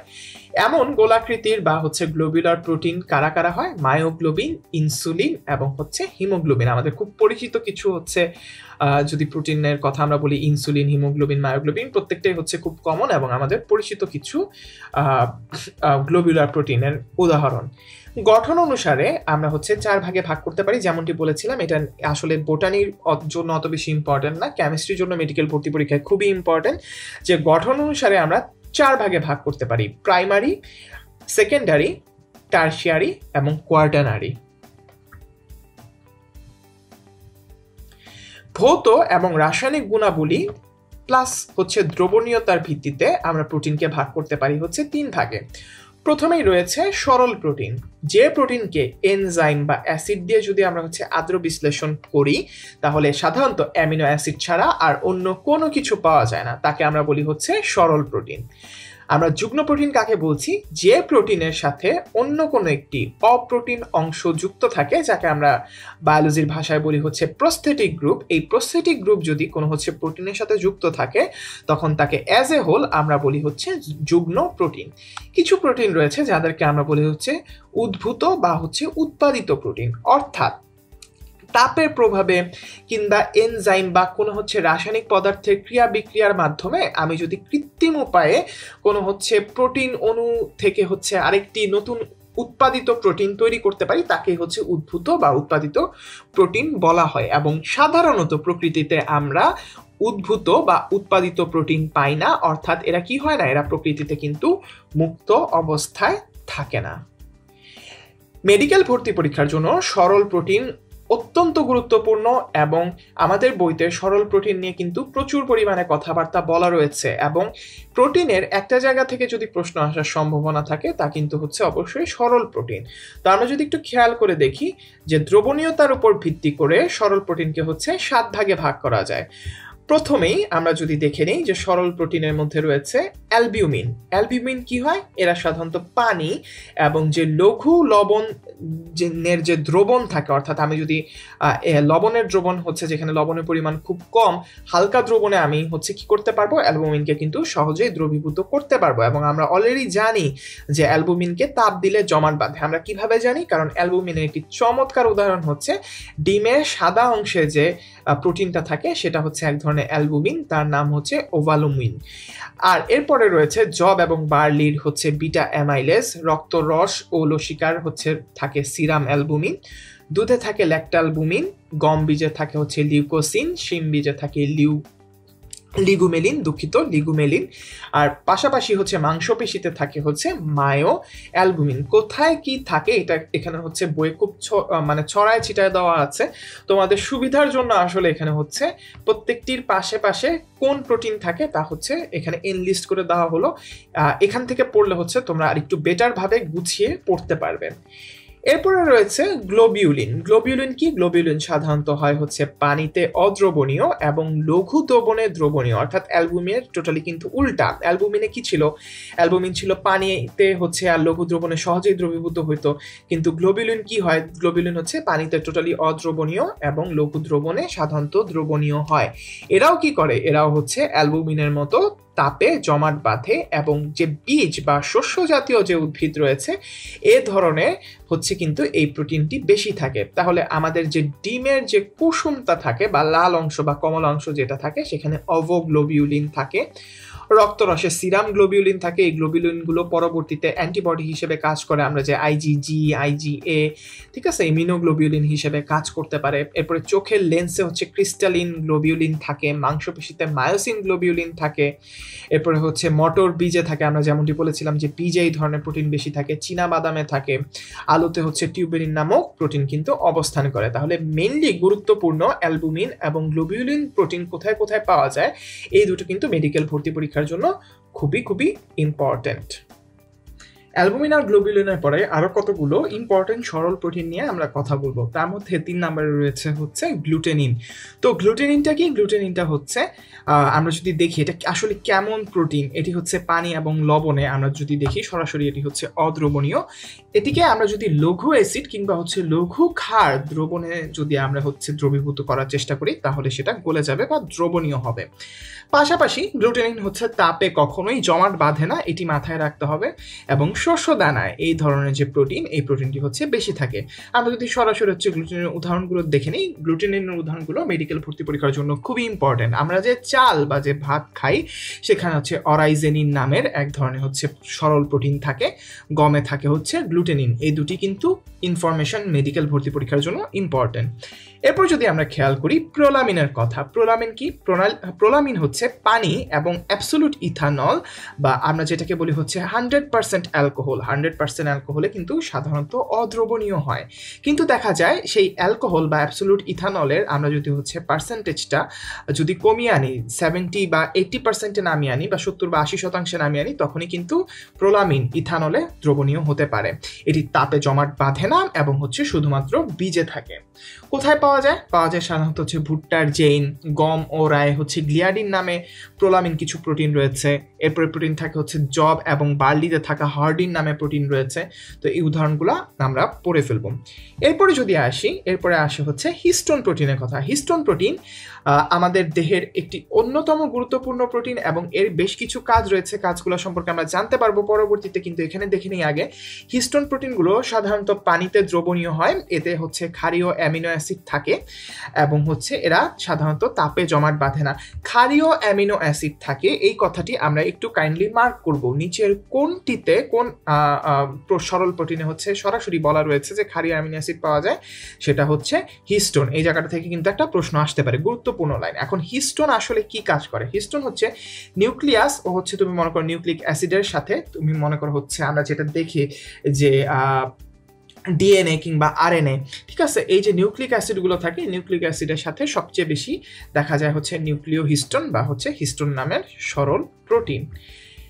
আরো দুটি হচ্ছে সরল প্রোটিন রয়েছে, প্রোটামিন এবং হচ্ছে স্ক্লেরোপ্রোটিন। প্রোটামিনের জন্য সবচেয়ে গুরুত্বপূর্ণ লাইন হচ্ছে এটি হচ্ছে সবচেয়ে ক্ষুদ্র প্রোটিন। মার্ক করতে হবে সবচেয়ে ক্ষুদ্র প্রোটিনকে। সবচেয়ে ক্ষুদ্র প্রোটিন হচ্ছে প্রোটামিন। কিছুক্ষণ আগে আমরা পড়ে এসেছিলাম 3-4 স্লাইড আগে যে সবচেয়ে বিরল প্রোটিন কোনটা? সবচেয়ে বিরল প্রোটিন বলা হয় হাইড্রক্সি প্রোপিনকে। আচ্ছা, এখন যেমনটা বলছিলাম, সরি দুঃখিত, সবচেয়ে বিরল অ্যামিনো অ্যাসিড বলা হয় হচ্ছে হাইড্রক্সি প্রোপিনকে। আচ্ছা, এবার আসি পানি, লঘু অ্যাসিড বা অ্যামোনিয়াম হাইড্রক্সাইডে হচ্ছে সাধারণত এরা দ্রবণীয় হয়। ক্ষারীয় অ্যামিনো অ্যাসিড হচ্ছে এর ক্ষেত্রে বেশি থাকে, কিন্তু ক্ষারীয় অ্যামিনো অ্যাসিড থাকলেও এতে কোনো সালফার, টাইরোসিন, ট্রিপ্টোফ্যান ইত্যাদি কোনো পদার্থ হচ্ছে থাকে না এবং প্রোটামিন কখনোই সরাসরি হচ্ছে তাপে জমাট বাঁধে না। সাধারণত হিস্টোনের পাশাপাশি নিউক্লিয়াস এবং নিউক্লিক অ্যাসিডের সাথেও হচ্ছে এটা বেশি দেখা যায় এবং আমরা যতটুকু জানি যে স্যামন যে মাছ রয়েছে, স্যামন প্রজাতির মাছের যে শুক্রাণুতে সালমিন নামে এক ধরনের প্রোটিন থাকে। এই প্রোটিনটা আসলে কি? এই প্রোটিনটি হচ্ছে প্রোটামিন ঘরানার সরল প্রোটিন। এরপরে আসি স্ক্লেরোপ্রোটিন নিয়ে কিছু কথা বলি। স্ক্লেরোপ্রোটিনরা সাধারণত হচ্ছে পানি, মৃদু লবণ, যে কোনো দ্রবণই হচ্ছে অদ্রবণীয়। আমরা যদি একটু স্ক্লেরোপ্রোটিনের উদাহরণগুলো দেখি তাহলে আমরা বুঝতে পারবো যে আসলে অদ্রবণীয় কেন এটা। আমরা যদি উদাহরণগুলো দেখি শিংকে তুমি কি লবণের দ্রবণে ভিজায় হচ্ছে করতে পারবা, দ্রবণীয় করতে পারবা? অবশ্যই না। কিংবা আমরা যদি নখের কথা বলি বা গরুর খুরের কথা বলি, বা আমরা যদি হচ্ছে চুল লবণের পানিতে হচ্ছে দ্রবীভূত করি, তাহলে কিন্তু সেগুলো হচ্ছে পানি কিংবা লবণের দ্রবণ, এটা কোনোটাতেই হচ্ছে গলে যাবে না। তো আমাদের একটু কষ্ট করে জানতে হবে চুলে যে রয়েছে কেরাটিন, চামড়ায় থাকা হচ্ছে কোলাজেন এবং হাড়ে যে টেন্ডন থাকে, এই সব কিছু আসলে কোন ধরনের প্রোটিন নির্মিত? এই সবগুলি হচ্ছে স্ক্লেরোপ্রোটিন নামক সরল প্রোটিন দ্বারা নির্মিত হয়। এবার আমরা কথা বলবো যুগ্ম বা সংশ্লেষিত প্রোটিন নিয়ে। তো যুগ্ম প্রোটিনের বেসিক কনসেপ্টটা হচ্ছে এখানে একটি হচ্ছে প্রোটিন থাকবে এবং সেই সাথে একটি অপ্রোটিন অংশ থাকবে। তো আমরা যদি একটু দেখি, নিউক্লিয় প্রোটিন, গ্লাইকোপ্রোটিন, লাইপোপ্রোটিন, এরা সবাই হচ্ছে যুগ্ম প্রোটিনের কিন্তু উদাহরণ। তো নিউক্লিয় প্রোটিনের মধ্যে কি থাকে? একটি সরল প্রোটিন থাকে এবং হচ্ছে একটি নিউক্লিয় অ্যাসিড থাকে। এদেরকে সাধারণত ক্রোমোজোমে পাওয়া যায়। যে গ্লাইকোপ্রোটিন বা এর একটি অপর নাম হচ্ছে মিউকোপ্রোটিন, এই যে মিউকোপ্রোটিন রয়েছে সেটি কি করে? সেটি হচ্ছে বিভিন্ন ধরনের কার্বোহাইড্রেট, বিশেষ করে হচ্ছে মনোস্যাকারাইড দিয়ে হচ্ছে তৈরি হয় এবং এদেরকে সাধারণত পাওয়া যায় হচ্ছে সেল মেমব্রেন বা বায়োমেমব্রেনে। লিপোপ্রোটিন নাম দেখেই বোঝা যাচ্ছে এখানে একটি প্রোটিন অংশ রয়েছে, একটি লিপিড অংশ রয়েছে। তো লিপিড ও সরল প্রোটিনের সমন্বয়ে হচ্ছে সাধারণত এই যুগ্ম প্রোটিনটি গঠিত হয় এবং যে লিপিড অংশটি থাকে তা বেশিরভাগ সময় হচ্ছে কোলেস্টেরল এবং হচ্ছে ফসফোলিপিড দিয়ে তৈরি হয়। এই লিপোপ্রোটিন আমরা কোথায় পাই? হচ্ছে বিভিন্ন মেমব্রেনে, যেমন হচ্ছে নিউক্লিয়াস, তারপর হচ্ছে মাইটোকন্ড্রিয়া, ক্লোরোপ্লাস্টের ল্যামিলি বা ইলেকট্রন ট্রান্সপোর্ট সিস্টেম। এই যে অঙ্গাণু বা অঙ্গাণুর অংশগুলোর যে বিভিন্ন হচ্ছে মেমব্রেন রয়েছে, এই মেমব্রেনের গাঠনিক উপাদান হিসেবে কিন্তু লিপোপ্রোটিন পাওয়া যায়। পাশাপাশি রক্তের যে প্লাজমা প্রোটিন আছে, রক্তের প্লাজমা প্রোটিনেও কিন্তু এটি অ্যাভেলেবল ভাবে থাকে। এরপরে যদি আমরা বলি ক্রোমোপ্রোটিনের কথা, ক্রোমোপ্রোটিনটা কি? যদি হচ্ছে কোনো সরল প্রোটিনে, ক্রোমো মানে হচ্ছে কোনো রঞ্জক, তো আমরা এটা দিয়ে বুঝতে পারি কোনো সরল প্রোটিনের সাথে যদি হচ্ছে রঞ্জক পদার্থ যুক্ত হয় তখন তাকে আমরা বলি ক্রোমোপ্রোটিন।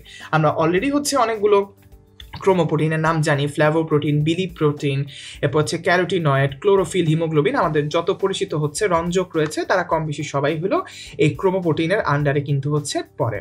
এবার ধাতু বা মেটাল, এবং কোন ধাতুগুলো? ফেরাস, ম্যাঙ্গানিজ, ম্যাগনেসিয়াম এবং হচ্ছে জিঙ্ক, এই ধাতু সম্বলিত যদি কোনো সরল প্রোটিন তার সাথে হচ্ছে যুক্ত হয় তখন তাকে আমরা বলি হচ্ছে মেটালোপ্রোটিন। আর হচ্ছে এটার উদাহরণ হচ্ছে সেলোপ্লাজমিন, সিডোরোফিলিন। আর যদি প্রোটিনের সাথে কোনো ফসফরিক অ্যাসিড যুক্ত হয় তাহলে সেক্ষেত্রে আমরা বলবো ফসফোপ্রোটিন। যদি হচ্ছে ফ্ল্যাভিন যৌগ যুক্ত থাকে, যেমন হচ্ছে FAD, এই ধরনের ফ্ল্যাভিন যৌগ থাকলে আমরা হচ্ছে ফ্ল্যাভোপ্রোটিন বলছি। এরপরে যদি হচ্ছে কোনো আয়রন, পরফাইরিন যদি হচ্ছে যুক্ত থাকে সাইটোক্রোম চেনের মাধ্যমে, বা সাইটোক্রোম চেনের ক্ষেত্রে আমরা যেভাবে দেখতে পারি সেটাকে আমরা হচ্ছে লৌহ পরফাইরিন বলি। আচ্ছা, একটু খুব বেশি ইম্পর্টেন্ট দুটি উদাহরণ হচ্ছে দুধের কেসিনোজেন এবং হচ্ছে ডিমের ভাইটেলিন। এরা কার উদাহরণ? এরা কিন্তু প্রত্যেকেই হচ্ছে ফসফোপ্রোটিনের উদাহরণ। স্পেশালি দুধের যে কেসিনোজেন, এটা নিয়ে মেডিকেল ভর্তি পরীক্ষা সাধারণত জুলজি বা হচ্ছে আমরা যদি বলি প্রাণীবিজ্ঞান থেকে কিন্তু প্রশ্ন আসে। সো দুধে কোন প্রোটিন থাকে? দুধে প্রোটিন থাকে হচ্ছে কেসিনোজেন বা কেসিন।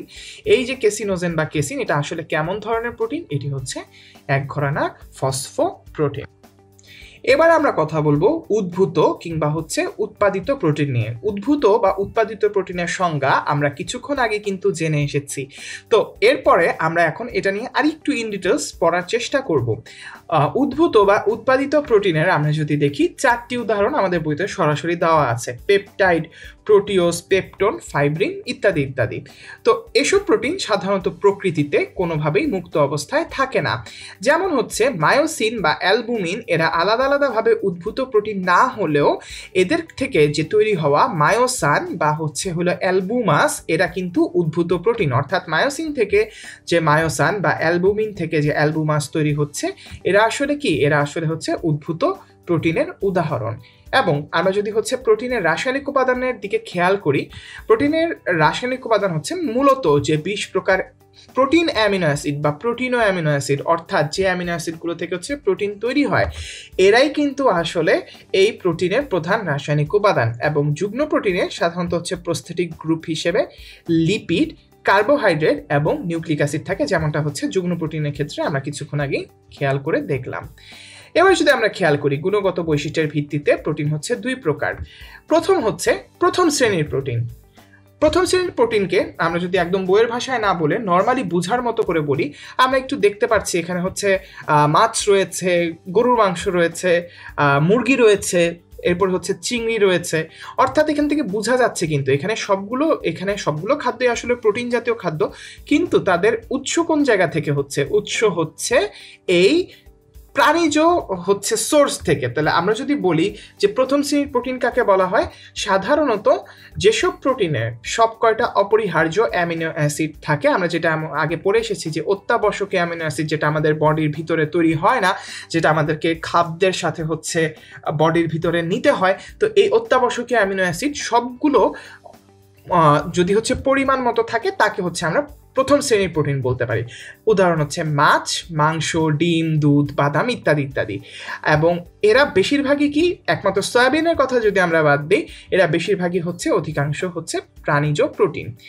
এবার আমরা কথা বলবো দ্বিতীয় শ্রেণীর প্রোটিন নিয়ে। দ্বিতীয় শ্রেণীর প্রোটিনের কাজগুলো কি কি? যেসব প্রোটিনে সবগুলো যে অপরিহার্য বা অত্যাবশ্যকীয় অ্যামিনো অ্যাসিড প্রপার পরিমাণে থাকে না, তাদেরকে আমরা সাধারণত হচ্ছে দ্বিতীয় শ্রেণীর প্রোটিন বা অসম্পূর্ণ প্রোটিন বলি। যেমন সামান্য কিছু ব্যতিক্রম ছাড়া সকল যে উদ্ভিজ প্রোটিন রয়েছে তাদেরকে আমরা দ্বিতীয় শ্রেণীর প্রোটিন হিসেবেই কিন্তু গণ্য করি। একটু যদি খেয়াল করি, আমরা এখানে ডাল দেখতে পাচ্ছি, বাদাম দেখতে পাচ্ছি, এরপরে হচ্ছে আরও অন্যান্য খাদ্য দেখতে পাচ্ছি, বিট, ব্রুকলি এগুলো দেখতে পাচ্ছি, পালং শাক দেখতে পাচ্ছি। তো এরা ঘুরে ফিরে সবাই কি, এরা সবাই হচ্ছে দ্বিতীয় শ্রেণীর প্রোটিনের কিন্তু অন্তর্ভুক্ত। আমরা তো প্রোটিন নিয়ে অনেক কিছু পড়লাম, প্রোটিনের গঠন পড়লাম, প্রোটিনের হচ্ছে কত ধরনের প্রোটিন রয়েছে, কত ধরনের প্রোটিন আমরা বলতে পারি। যে যদি আমরা বলি যে শ্রেণী বিভাগের কথা, অনেক ক্রাইটেরিয়ার উপরে শ্রেণী বিভাগ আমরা পড়ে ফেললাম। কিন্তু আমাদের এখন যেটা পড়তে হবে সেটা হচ্ছে প্রোটিনের কাজ। প্রোটিনের কাজ মেডিকেল ভর্তি পরীক্ষার জন্য খুবই ইম্পর্টেন্ট।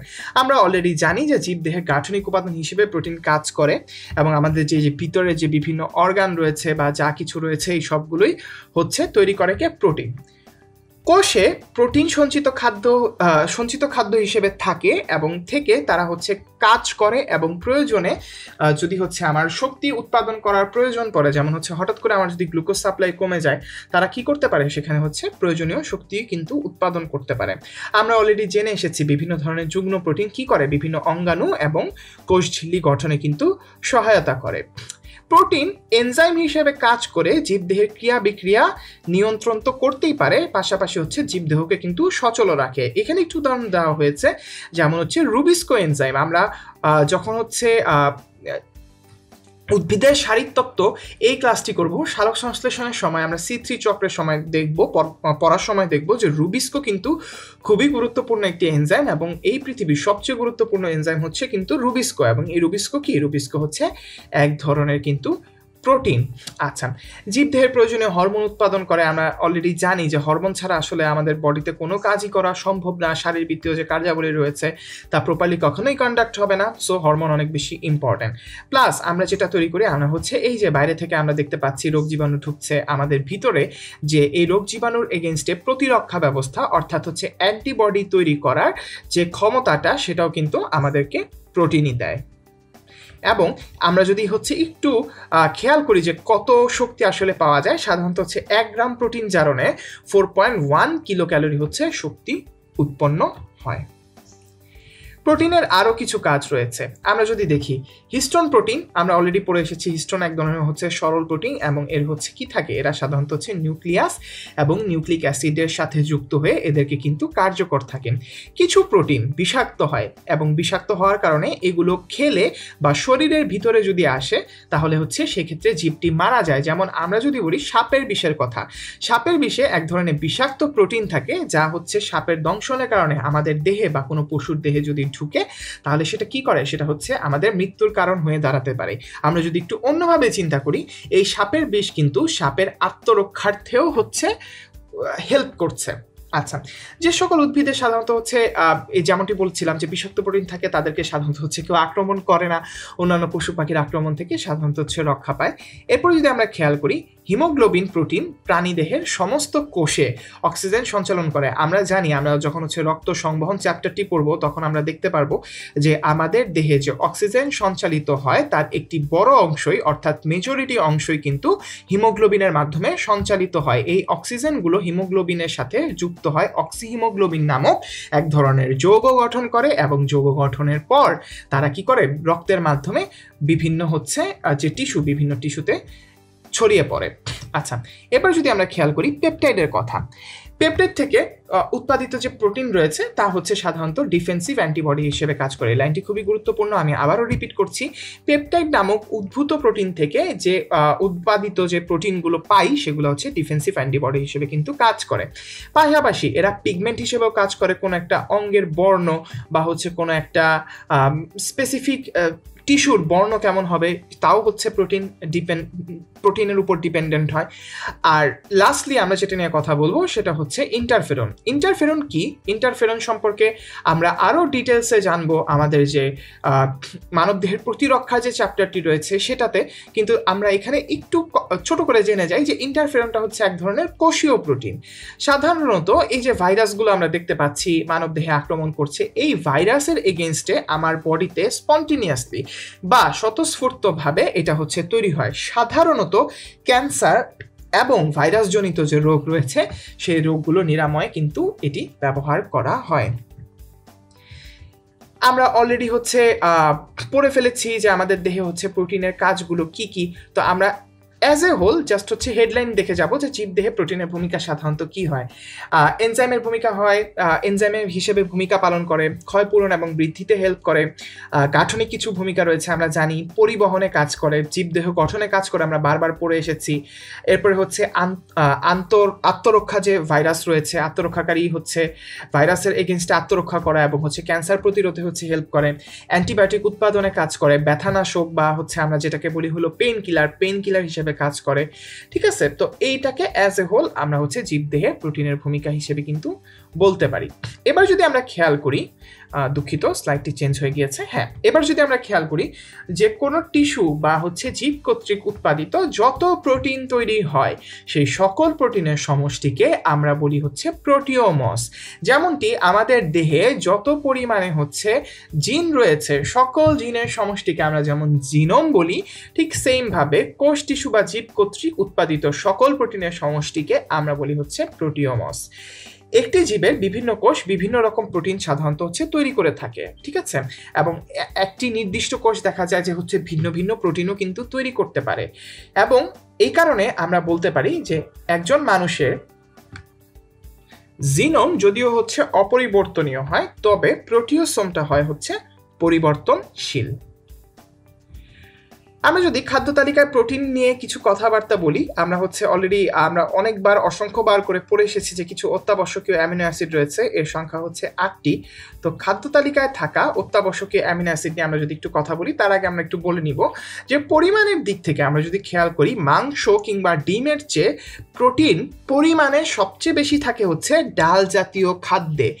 কিন্তু ডাল জাতীয় খাবারকে কখনো আদর্শ প্রোটিন বলা হয় না। এত পরিমাণ প্রোটিন থাকার পরেও একে আদর্শ প্রোটিন না বলার একটি অন্যতম কারণ হচ্ছে ডালে আমাদের যে 8টি অত্যাবশ্যকীয় অ্যামিনো অ্যাসিড রয়েছে, আমরা যদি নামগুলো একটু খেয়াল করি, leucine, isoleucine, lysine, threonine, valine, methionine, phenyl alanine এবং হচ্ছে ট্রিপ্টোফ্যান, এই যে 8টি অত্যাবশ্যকীয় হচ্ছে অ্যামিনো অ্যাসিড থাকে, এই অত্যাবশ্যকীয় অ্যামিনো অ্যাসিড না থাকার কারণে আমরা কিন্তু হচ্ছে ডালকে সরাসরি আদর্শ প্রোটিন বলতে পারি না। যদিও পরিমাণে সবচেয়ে বেশি থাকে তবুও ডাল জাতীয় খাবারে দেখা যায় যে সাধারণত হচ্ছে কোনো না কোনো এর মধ্যে যে অত্যাবশ্যকীয় অ্যামিনো অ্যাসিড রয়েছে কয়েকটি অ্যামিনো অ্যাসিড হচ্ছে মিসিং থাকে।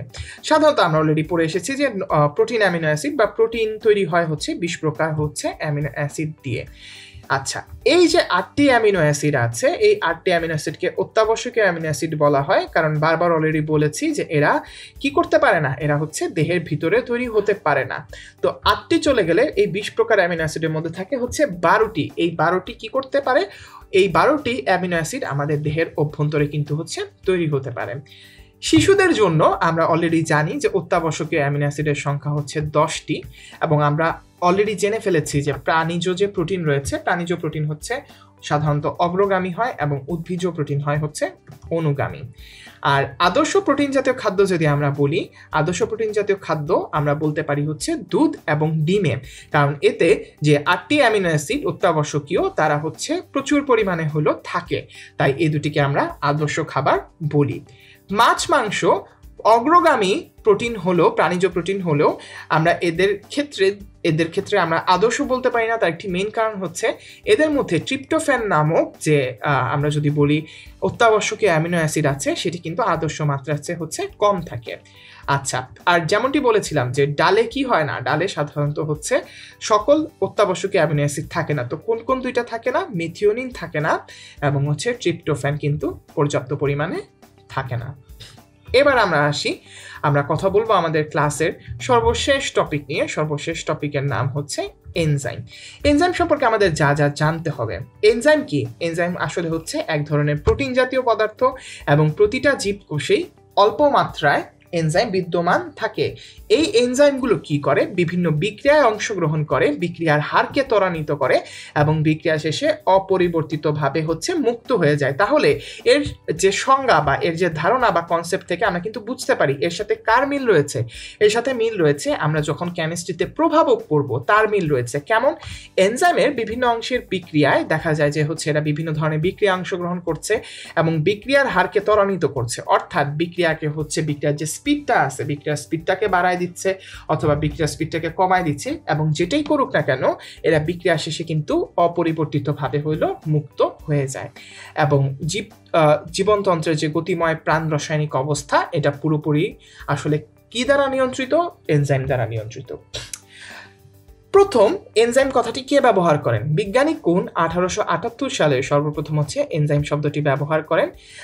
1897 সালে ইস্ট কোষে প্রথম হচ্ছে জাইমেজ আবিষ্কৃত হয় এবং হচ্ছে সামনার নামক একজন বিজ্ঞানী প্রথম ইউরেজ এনজাইমটি হচ্ছে কোষ থেকে পৃথক করেন এবং তিনি প্রথম ফাইন্ড আউট করেন বা আবিষ্কার করেন যে এনজাইমগুলো আসলে হচ্ছে প্রোটিন জাতীয় পদার্থ। এনজাইম সম্পর্কে তো আমরা অনেক কিছু জানলাম। এবার যদি আমরা কলামের বাম কলামের দিকে তাকাই, দুঃখিত ডান কলামের দিকে তাকাই, আমরা দেখতে পারবো যে হচ্ছে এনজাইমটা আসলে কি। এনজাইমের যে সংজ্ঞান যদি আমাদেরকে করতে বলা হয়, আমরা জানি এনজাইম কি, প্রথমত একটি প্রোটিন জাতীয় পদার্থ। তাহলে যে প্রোটিন জীবদেহে অল্প মাত্রায় বিদ্যমান থেকে বিক্রিয়ার হারকে ত্বরান্বিত করে কিন্তু বিক্রিয়ার পরে নিজেরা অপরিবর্তিত থাকে, সেই প্রোটিনকে হচ্ছে আমরা বলি এনজাইম। এনজাইমকে সাধারণত হচ্ছে জৈব অনুঘটক বা জৈব প্রভাবক নামেও ডাকা হয়। এনজাইম যেহেতু প্রোটিন, তাহলে হচ্ছে এনজাইমের যে গঠনটা সেটা হচ্ছে প্রোটিনের প্রায় সিমিলারই হবে। এনজাইমে সাধারণত carbon, hydrogen, oxygen, nitrogen, sulphur ইত্যাদি মৌল হচ্ছে গঠিত। কিছু কিছু এনজাইমে দেখা যায় যে ফসফরাস, তামা, দস্তা, লোহা, ম্যাঙ্গানিজ প্রভৃতি হচ্ছে বিভিন্ন মৌল থেকে থাকে। এবার আসি এনজাইমের বৈশিষ্ট্য এবং এনজাইমের ধর্ম নিয়ে কিছু কথা বলবো। প্রথমত, এনজাইম হচ্ছে একটি প্রোটিনধর্মী পদার্থ, আমরা অলরেডি জানি, এবং জীবকোষে প্রোটিন সাধারণত কি রূপে অবস্থান করে? কলয়েড রূপে অবস্থান করে। তাহলে এনজাইম যেহেতু প্রোটিন, তাই তারাও কি রূপে অবস্থান করবে? কলয়েড রূপেই অবস্থান করবে। এনজাইমের যে কার্যকারিতাটা, এটা সরাসরি পিএইচ দ্বারা নিয়ন্ত্রিত। সকল এনজাইমের জন্য পিএইচ এর আমরা যদি বলি হচ্ছে স্পেসিফিক্যালি যদি আমাদের বলতে হয় যে অপটিমাম পিএইচ বা অমুক পিএইচ রেঞ্জের মধ্যে সবচেয়ে বেশি কাজ করতে পারে, সেটা হচ্ছে পিএইচ 6 থেকে পিএইচ 9 এর মধ্যে সবচেয়ে বেশি এরা ক্রিয়াশীল হয় এবং এরা সাধারণত হচ্ছে তাপপ্রবণ হয়। সাধারণত 35 থেকে 40 ডিগ্রি সেলসিয়াস তাপমাত্রায় অধিক ক্রিয়াশীল হয়। অধিক তাপে যেমন হচ্ছে প্রোটিন বিনষ্ট হয়ে যায়, অধিক তাপে কিন্তু এনজাইমও বিনষ্ট হয় এবং খুব অল্প মাত্রায় বিদ্যমান থেকে এরা বিক্রিয়ার হারকে ত্বরান্বিত করতে পারে। এখন আমরা বারবার বলছি যে এরা বিক্রিয়ার হারকে ত্বরান্বিত করে। মাথায় রাখতে হবে এরাও কিন্তু এক ধরনের প্রভাবক। এরা কেবলমাত্র বিক্রিয়ার হারকে ত্বরান্বিত করতে পারে, অর্থাৎ কোন একটি বিক্রিয়া আসতে হলে তাকে দ্রুত সংগঠন করার জন্য হচ্ছে সিচুয়েশন ক্রিয়েট করতে পারে, বা কোনো বিক্রিয়া হচ্ছে অনেক দ্রুত হচ্ছে সেটাকে থামায় দিতে পারে। কিন্তু এরা যে বিক্রিয়াটি অলরেডি হচ্ছে সাম্যাবস্থায় আছে সেই সাম্যাবস্থার কিন্তু কোনো পরিবর্তন করে না। আরেকটি স্পেসিফিক কথা, এনজাইমগুলোর কার্যকারিতা হচ্ছে সুনির্দিষ্ট। আমরা এই কথাটি একটু মার্ক করব, কার্যকারিতা হচ্ছে সুনির্দিষ্ট, অর্থাৎ কোনো নির্দিষ্ট এনজাইম কেবলমাত্র হচ্ছে নির্দিষ্ট বিক্রিয়া বা নির্দিষ্ট যে গ্রুপ থাকে সেই গ্রুপকে হচ্ছে টার্গেট করে, অন্য বিক্রিয়াকে না। কোন এনজাইম কোন ধরনের বিক্রিয়া করে অ্যাজ এ হোল সেটা নিয়ে তো আমরা জানবই। আমরা একটু এখানে হচ্ছে আরও ধর্মগুলো পড়ে নিই। এনজাইম সাধারণত হচ্ছে কেবলমাত্র জীবিত কোষেই হচ্ছে উৎপন্ন হয়, মৃত কোষের কোনো হচ্ছে কাজ নেই, এবং এদের কার্যকারিতার জন্য অবশ্যই কিন্তু হচ্ছে পানি প্রয়োজন। তাই আমরা যখন ডিহাইড্রেশনে ভুগি, বা আমরা যদি স্পেসিফিক্যালি বলি যে আমরা যখন হচ্ছে হিট স্ট্রোক বা হচ্ছে ধরো গরমে অনেকক্ষণ আমি ছিলাম, ঘামার কারণে হচ্ছে বডি থেকে অনেক পরিমাণ পানি বের হয়ে গিয়েছে টেম্পারেচারের কারণে, তো ওই সময় দেখা যায় আমাদের বডির যে এনজাইমগুলো কিন্তু হচ্ছে প্রপারলি কাজ করে না। এবং আমাদের জানতে হবে যে প্রায় সব এনজাইমই কিন্তু হচ্ছে পানিতে দ্রবণীয়, এবং প্রখর আলোর প্রভাবে, অর্থাৎ সূর্য থেকে আসা যে ইউভি রে বা অতিবেগুনি রশ্মি আছে তার প্রভাবে কিন্তু এনজাইমের কার্যকারিতা নষ্ট হয়ে যায়। এনজাইমের নামকরণ কিভাবে করা হয় সেটা যদি আমরা একটু খেয়াল করি, সাধারণত 3টা বৈশিষ্ট্যের উপর ভিত্তি করে এনজাইমের নামকরণ করা হয়। সাবস্ট্রেটের ধরন অনুসারে, সাবস্ট্রেট যদি সুক্রোজ হয়, নামের শেষে আমরা এজ যোগ করে আমরা হচ্ছে নামকরণ করি হচ্ছে সুক্রেজ। আরেকভাবে করা যায় বিক্রিয়ার ধরন অনুযায়ী যদি আমরা খেয়াল করি, দেখা যায় যে হাইড্রোলাইসিস অর্থাৎ হচ্ছে পানি সংশ্লেষণ যে বিক্রিয়া রয়েছে তার শেষে যদি আমরা এস যোগ করি তাহলে এনজাইমের নাম হয়ে যায় হাইড্রোলেজ, বা অক্সিডেশন অর্থাৎ জারণ বিক্রিয়ার শেষে আমরা যদি হচ্ছে এস যোগ করি তাহলে নাম হয়ে যায় হচ্ছে অক্সিডেজ, অর্থাৎ আমরা বিক্রিয়ার ধরন অনুসারে কিন্তু কাজটা করলাম। এরপরে আসে হচ্ছে সাবস্ট্রেট এবং বিক্রিয়ার যে মিলিত বৈশিষ্ট্য সেই অনুসারে। তো সাবস্ট্রেট যদি আমাদের থাকে হচ্ছে হেক্সোজ, এনজাইম যদি হয় কাইনেস, তাহলে আমরা দুটো মিলিয়ে একটা নতুন এনজাইমের নাম যোগ করলাম, সেটা হচ্ছে হেক্সোকাইনেস।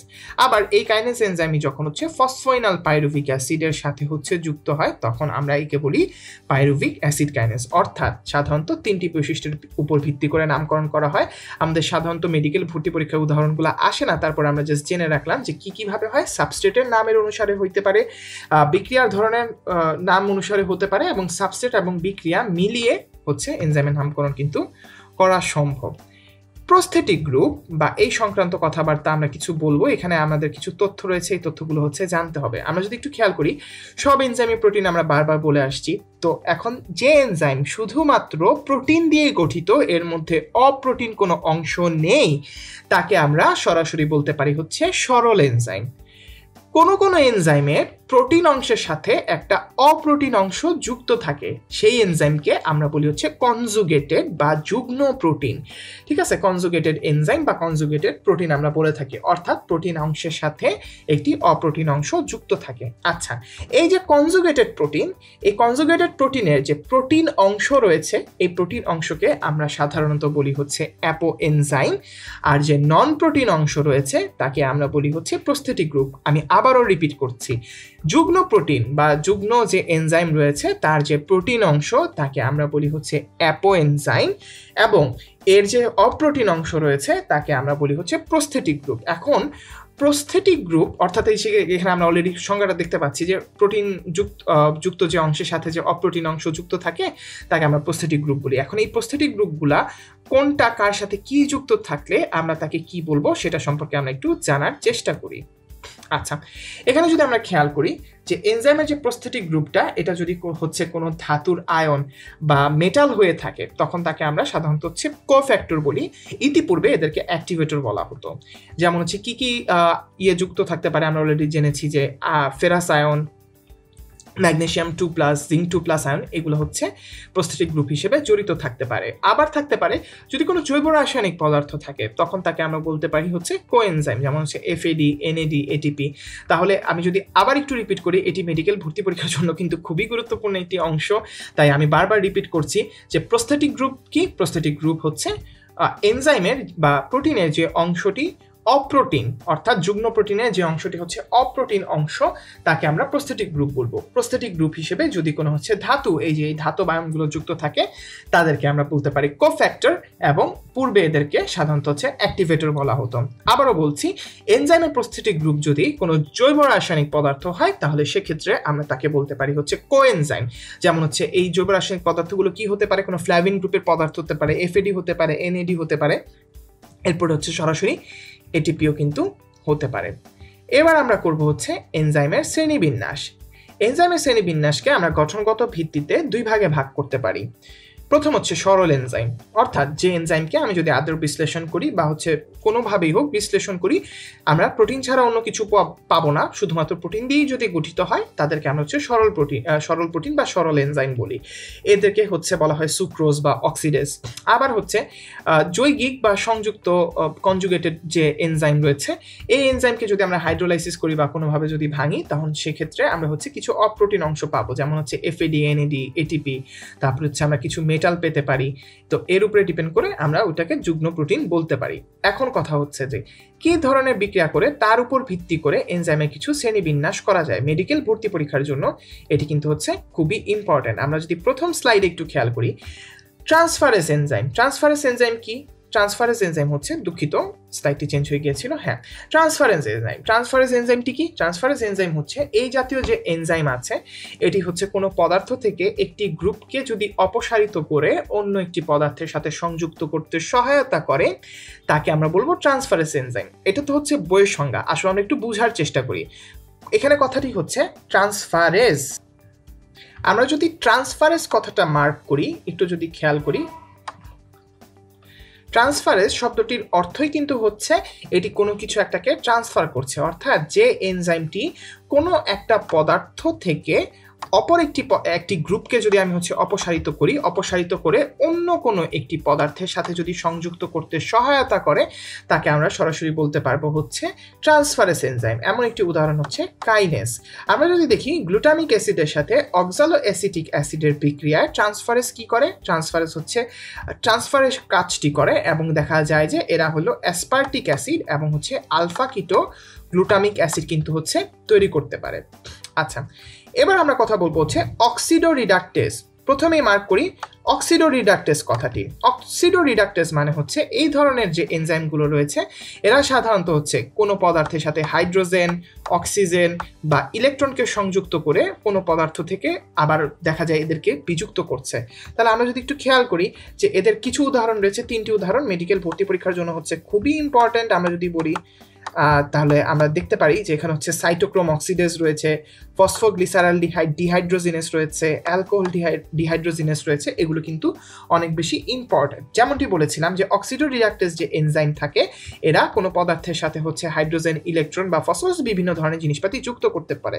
আমরা যদি একটু খেয়াল করি, আমরা যদি হচ্ছে একটু খেয়াল করি, এখানে যে 3-ফসফোগ্লিসারালডিহাইড, একটু খেয়াল করে দেখি, 3-ফসফোগ্লিসারালডিহাইডের সাথে ফসফেট যুক্ত করার ক্ষেত্রে ফসফোগ্লিসারালডিহাইড ডিহাইড্রোজিনেস এনজাইম কাজ করে, এবং কাজ করার পরে যেটা হয় যে এখানে প্রথমে আগে হচ্ছে কেবলমাত্র যে 3 নাম্বার কার্বনে হচ্ছে একটি ফসফেট গ্রুপ ছিল। এখানে কি হয়, এখানে হচ্ছে 3 নাম্বার কার্বনের পাশাপাশি 1 নাম্বার কার্বনেও একটা হচ্ছে ফসফেট গ্রুপ যুক্ত হয়, এবং ফসফেট গ্রুপ যুক্ত হওয়ার কারণে একে আমরা বলি হচ্ছে 1,3-বিস ফসফোগ্লিসারিক অ্যাসিড। বিস কথার মানে হচ্ছে, বিসের মানে হচ্ছে কিন্তু 2, অর্থাৎ যখন হচ্ছে 2টি থাকবে তখন আমরা হচ্ছে বিস ফসফোগ্লিসারিক অ্যাসিড বলতে পারি। এবার যদি আমরা খেয়াল করি হাইড্রোলাইটিক বা হাইড্রোলেজ এনজাইম। হাইড্রোলাইটিক বা হাইড্রোলেজ এনজাইম সাধারণত হচ্ছে কি করে, আমরা যদি একটু খেয়াল করি, নামের সাথে মিল আছে। হাইড্রো মানে হচ্ছে হইল পানি, হাইড্রোলাইটিক অর্থাৎ লাইটিক মানে বা লাইসিস মানে হচ্ছে হইল ভেঙে দেওয়া, আর হাইড্রো মানে হচ্ছে হইল পানি। এই হাইড্রোলাইটিক বা হাইড্রোলেজ যে এনজাইমগুলো রয়েছে, এরা সাধারণত কোনো পদার্থের বিশেষ বন্ডের সাথে, আমরা যদি বিশেষ বন্ড কথাটা মার্ক করি, কোনো পদার্থের বিশেষ বন্ডের সাথে পানির অণুকে সংযুক্ত করে। পানির অণু কিন্তু বিমুক্ত করে না, পানির অণুকে সংযুক্ত করে। এরকম কয়েকটি কমন হচ্ছে হাইড্রোলাইটিক এনজাইমের উদাহরণ হচ্ছে সুক্রোজ, প্রোটিওজ, ফসফোটেজ, এস্টারেজ ইত্যাদি ইত্যাদি। তো এদের একটা বিক্রিয়া যদি আমরা দেখতে পারি যে সুক্রোজের সাথে পানির বিক্রিয়ায় সুক্রেজ যে হাইড্রোলাইটিক এনজাইম আছে সেটি হচ্ছে বিক্রিয়া করে হাইড্রোলাইসিসের মাধ্যমে সুক্রোজকে ভেঙে দেয়, সুক্রোজকে ভেঙে দিয়ে গ্লুকোজ এবং হচ্ছে ফ্রুক্টোজ তৈরি করে। এবার আমরা কথা বলবো লাইয়েজ এনজাইম নিয়ে। এই শ্রেণীর যে এনজাইমগুলো রয়েছে এরা সাধারণত হচ্ছে হাইড্রোলাইসিস কিংবা জারণ বিজারণ ছাড়াই অন্য যে কোনো কায়দায় হচ্ছে সাবস্ট্রেটের যে অন্য কোনো মূলক থাকে এই মূলককে হচ্ছে ট্রান্সফার করে। আমরা কিছুক্ষণ আগে জেনে এসেছি যে ট্রান্সফারেজ এনজাইম এই ট্রান্সফারটি করতে পারে।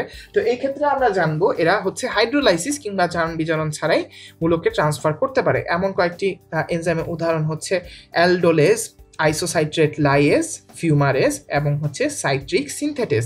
এই উদাহরণগুলো কিন্তু মেডিকেল ভর্তি পরীক্ষার জন্য খুবই গুরুত্বপূর্ণ। প্রতিটি এনজাইমেরই উদাহরণগুলো আমাদের একটু হচ্ছে মাথায় রাখতে হবে। এবার যদি আমরা খেয়াল করি এরা কি করতে পারে, এর একটি বিক্রিয়া যদি আমরা দেখে ফেলি যে হচ্ছে ফ্রুক্টোজ 1,6 যে বিসফসফেট আছে অর্থাৎ হচ্ছে 1 নাম্বার এবং হচ্ছে 6 নাম্বার কার্বনে থাকা হচ্ছে ফসফেট গ্রুপ ফ্রুক্টোজ 1,6 বিসফসফেটের উপর অ্যালডোলেজ এনজাইম কাজ করে তৈরি করতে পারে হচ্ছে 3-ফসফোগ্লিসারালডিহাইড এবং ডাইহাইড্রক্সি অ্যাসিটোন ফসফেট। এই বিক্রিয়াটি মেডিকেল ভর্তি পরীক্ষার জন্য খুবই ইম্পর্ট্যান্ট।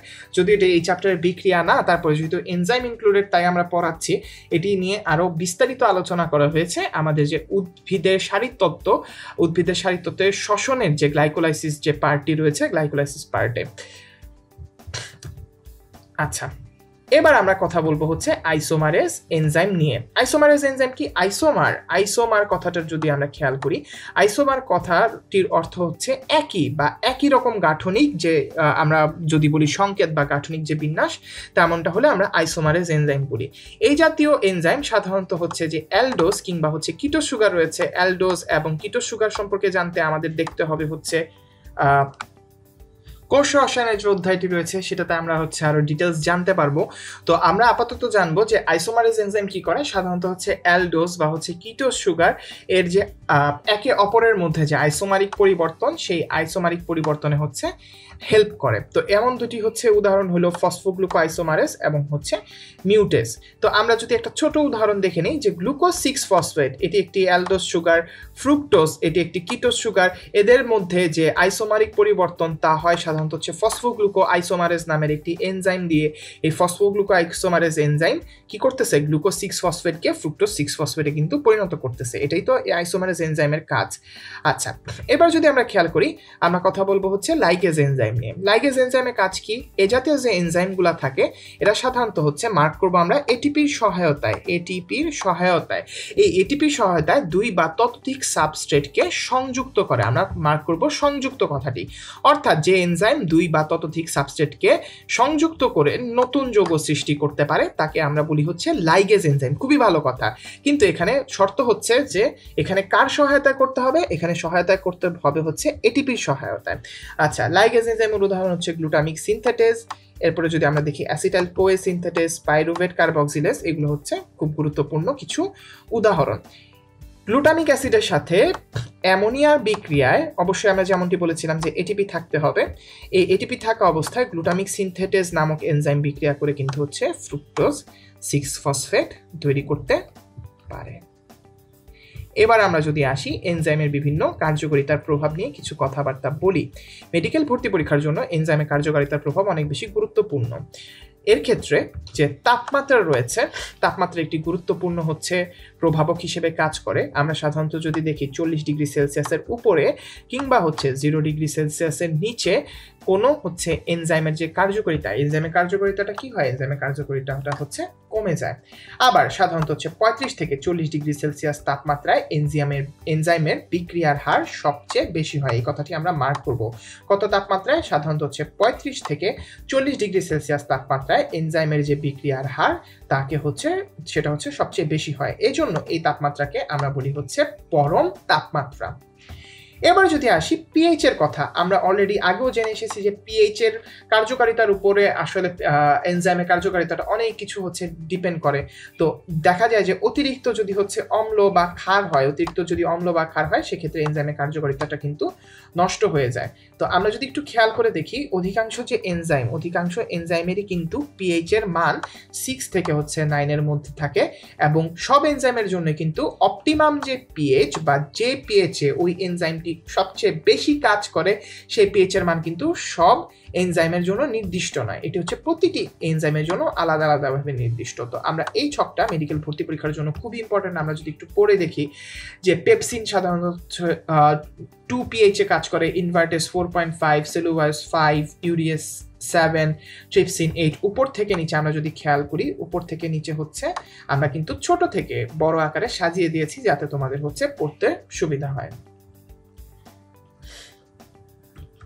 এরপর আমরা আসি এনজাইমের কার্যকারিতার উপরে যে আরো কিছু প্রভাবক রয়েছে, যেমন হচ্ছে পানি কোষে যদি হচ্ছে পরিমিত পরিমাণ পানি উপস্থিত না থাকে, আমরা অলরেডি জানি যে কোষে যদি হচ্ছে পানি উপস্থিত প্রপারলি না থাকে সেক্ষেত্রে কিন্তু এনজাইমের কার্যকারিতা স্বাভাবিক থাকে না। যদি হচ্ছে পরিমিত পরিমাণ পানি অর্থাৎ পর্যাপ্ত পরিমাণ পানি থাকে তবেই কিন্তু এনজাইম তার স্বাভাবিক কার্যকারিতা বজায় রাখতে পারে।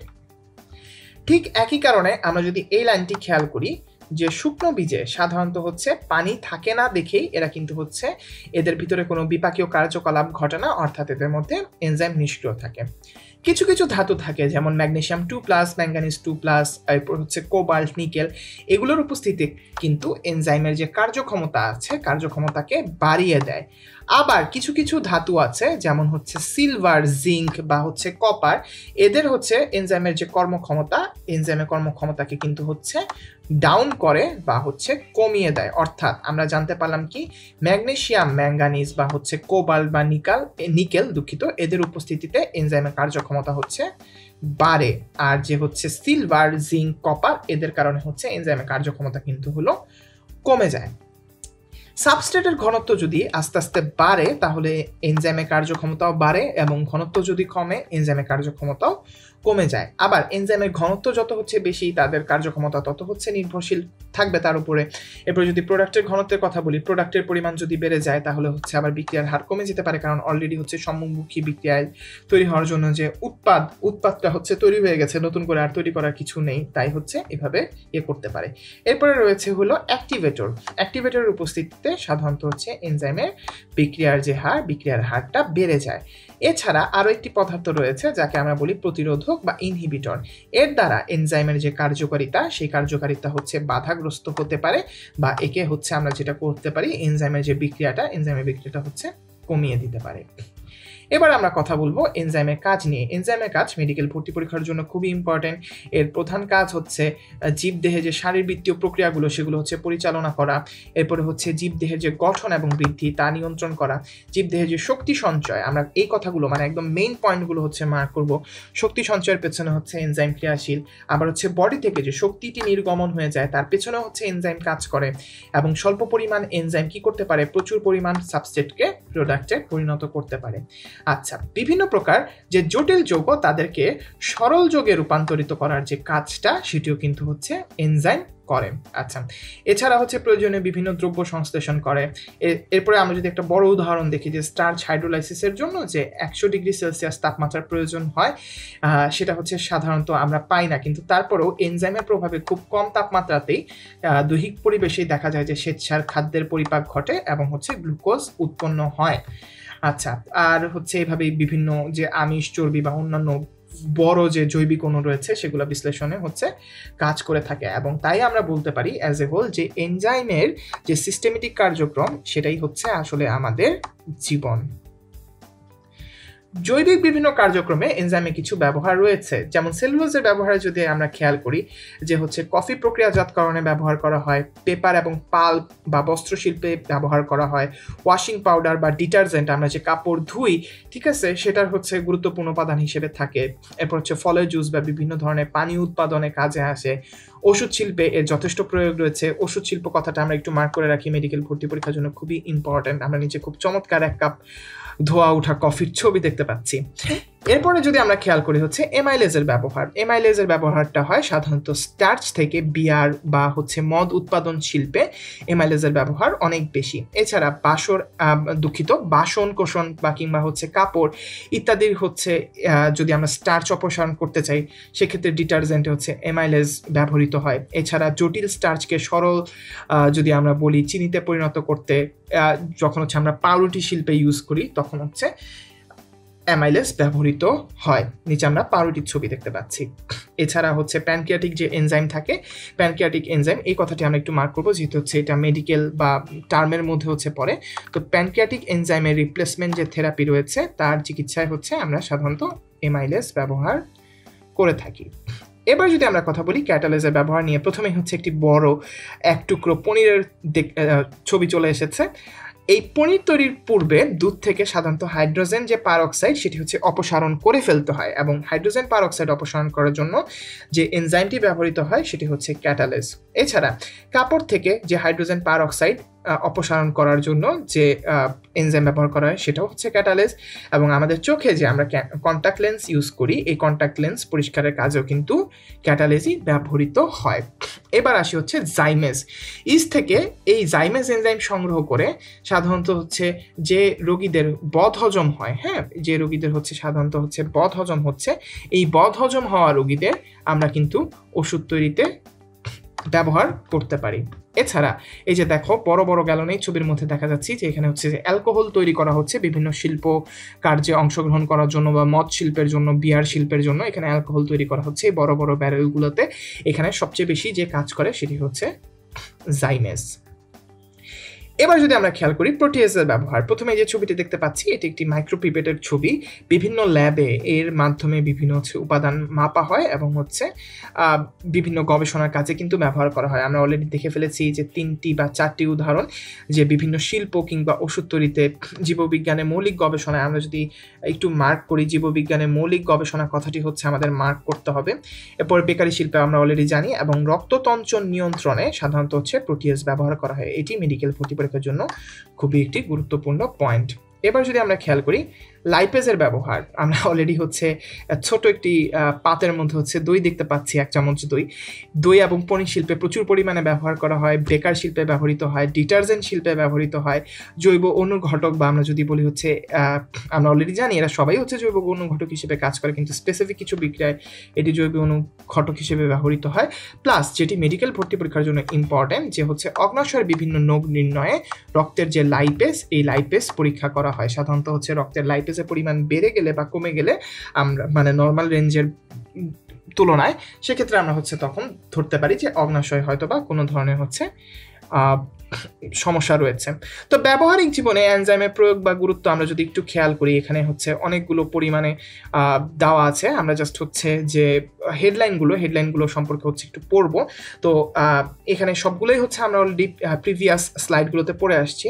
তো এর মধ্যে আমরা যদি একদম স্পেসিফিক করে কয়েকটা আমাদের জিনিস পড়তে হবে, যেমন চোখের ছানির যে অস্ত্রোপচার, চোখের ছানির যে অপারেশন, সেখানে হচ্ছে এনজাইম ইউজ করা হয়, এবং হচ্ছে কোন এনজাইম ইউজ করা হয়, ট্রিপসিন এনজাইম প্রয়োগ করা হয়। ট্রিপসিন এনজাইম প্রয়োগ করলে চোখের যে ছানির যে অংশটি রয়েছে সেটি গলিয়ে দেওয়া হয়, এবং প্রথম কে কাজ করেছিলেন ডক্টর যে জোসেফ স্পিন 1980 সালে কিন্তু এটি নিয়ে কাজ করেন।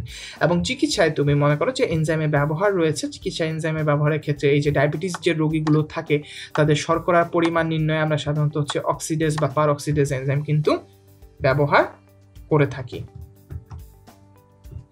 এবার আমরা দেখব এনজাইম ও কোএনজাইমের মধ্যে পার্থক্য। তো পার্থক্যের বিষয়গুলো যদি আমরা খেয়াল করি যে এনজাইম সাধারণত হচ্ছে একটি বড় প্রোটিন অণু হিসেবে থাকে, আবার যে কোএনজাইম থাকে তারা সাধারণত হচ্ছে যে একটি প্রোটিন অণুর একটা অপ্রোটিন অংশ হিসেবে থাকে। জৈব রাসায়নিক যৌগকে আমরা কোএনজাইম বলে আমরা আগেই জেনেছি। এরপর আমরা যদি হচ্ছে আণবিক ওজনের দিকে তাকাই, এনজাইমের আণবিক ওজন হচ্ছে সাধারণত অনেক বেশি হয়, কোএনজাইমের আণবিক ওজনটা রিলেটিভলি কম হয়। এনজাইম হচ্ছে স্বতন্ত্রভাবে কাজ করতে পারে, কোএনজাইম স্বতন্ত্রভাবে কাজ করতে পারে না। এদের কাজ করার জন্য এনজাইমের যে প্রোটিন অংশটি থাকে সেটি প্রয়োজন হয়। এরপর হচ্ছে তাপের প্রভাবে যদি আমরা দেখি, সাধারণত 50 থেকে 60 ডিগ্রি সেলসিয়াস তাপমাত্রায় হচ্ছে এনজাইম তাপে নষ্ট হয়ে যায়, কোনো কার্যকারিতা থাকে না। কিন্তু কোএনজাইমের জন্য ব্যাপারটি এমন নয়। এরা সাধারণত হচ্ছে যে তাপমাত্রা, এটার সহন মাত্রা হচ্ছে অনেক বেশি, তাই বেশি তাপমাত্রায়ও কিন্তু এটি অকেজো হয় না। ভিটামিন যদি আমরা খেয়াল করি, কোনো ভিটামিন হচ্ছে এনজাইম হিসেবে কাজ করে না, কিন্তু কিছু কিছু ভিটামিন কিন্তু কোএনজাইম হিসেবে কাজ করতে পারে। এরপর যদি আমরা খেয়াল করি হচ্ছে উদাহরণ হচ্ছে প্রোটিয়েজ, লাইপেজ, বিভিন্ন হচ্ছে এনজাইমের নাম। আর হচ্ছে কোএনজাইম আমরা অলরেডি জানি যে প্রোটিন অংশের সাথে যে জৈব রাসায়নিক পদার্থগুলো হচ্ছে যুক্ত থাকে, যেমন হচ্ছে এফএডি, এরপর হচ্ছে এনএডিপি, এটিপি, এগুলো হচ্ছে কোএনজাইমের কিন্তু অন্তর্ভুক্ত। মেডিকেল ভর্তি পরীক্ষার বিগত বছরের প্রশ্নগুলো নিয়ে আমরা যদি একটু অ্যানালাইসিস করি, যেমন হচ্ছে মেডিকেল ভর্তি পরীক্ষা 2011-12 সালের ক্ষেত্রে এসেছিল যে এনজাইমের সঠিক কাজের ক্ষেত্রে কোনটি হচ্ছে সংশ্লিষ্ট নয়। অপশন ছিল হচ্ছে তাপ, চাপ, পিএইচ আর হচ্ছে সময়। আমাদের এখানে যদি আমরা খেয়াল করি, সময়ের সাথে আসলে হচ্ছে এনজাইমের কাজের কোনো কিন্তু হচ্ছে সংশ্লিষ্টতা নেই। আবার একটা এসেছিল বিগত বছরগুলোতে, এটা প্রায় বারবারই হচ্ছে মেডিকেল ভর্তি পরীক্ষায় আসে, যে হচ্ছে নিচের কোন এনজাইম গ্লুকোজকে ইথাইল অ্যালকোহলে হচ্ছে পরিণত করতে পারে। আমরা জানি গ্লুকোজ থেকে ইথাইল অ্যালকোহলে পরিণত হওয়ার জন্য একটা মাত্রই হচ্ছে এনজাইম রয়েছে, সেটা হচ্ছে জাইমেজ। আমরা হচ্ছে অলরেডি হচ্ছে জাইমেজের ব্যবহারের মধ্যে কিন্তু পড়ে ফেলেছি। এরপরে যদি বিগত বছরগুলোতে আমরা যদি আরও একটু খেয়াল করে দেখি যে অন্যান্য যে উপাদানগুলো রয়েছে, উপাদানগুলো থেকে আমরা অলরেডি কার্বোহাইড্রেট আর হচ্ছে লিপিড সংক্রান্ত যে প্রশ্নগুলো আছে সেগুলো নিয়ে আগের ক্লাসে আলোচনা করেছি। এখানে যদি আমরা ব্যবহারের মধ্যে থেকে বারবার প্রশ্ন আসতে দেখেছি, যেমন হচ্ছে কিছুক্ষণ আগে আমরা সেলুলোজ পড়লাম যে কফি প্রক্রিয়াজাতকরণে হচ্ছে কোনটি ইউজ করা হয়। এরপর হচ্ছে প্রোটিয়াসভুক্ত এনজাইমগুলো কি কি, পেপসিন, ট্রিপসিন বা হচ্ছে পেপেন, এই 3টি এনজাইম রয়েছে। বা তার ঠিক আগে স্লাইডে পড়া যে হচ্ছে চোখের কন্ট্যাক্ট লেন্স পরিষ্কারের কাজে হচ্ছে কোনটি ব্যবহৃত হয়। এই ধরনের কথাবার্তাগুলো কিন্তু নিয়ে বারবার হচ্ছে প্রশ্ন আসছে। তো আমরা ক্লাসের একদম সর্বশেষ পর্যায়ে চলে এসেছি। তোমাকে অসংখ্য ধন্যবাদ এতক্ষণ ধরে এই ক্লাসটি করার জন্য। আশা করি এই ক্লাসটি করার পরে মেডিকেল ভর্তি পরীক্ষার জন্য এই চ্যাপ্টারের যে দ্বিতীয় অংশ, অর্থাৎ প্রোটিন, অ্যামিনো অ্যাসিড এবং এনজাইম থেকে তোমার 100% প্রিপারেশন কভার হয়ে যাবে। আমরা যেটা করবো, এই ক্লাস শেষ করার পরে ট্রাই করব এই চ্যাপ্টারটা আরও কয়েকবার পড়ার, এবং এখানে তোমাদেরকে স্লাইডের আকারে যে নোটগুলো হচ্ছে দেওয়া হয়েছে সেই নোটগুলো খুব ইজি করে লেখা, যাতে তোমরা হচ্ছে ভালোভাবে বুঝতে পারো। তো আমরা চেষ্টা করব এই স্লাইড থেকে হচ্ছে নোটগুলোকে পড়ার।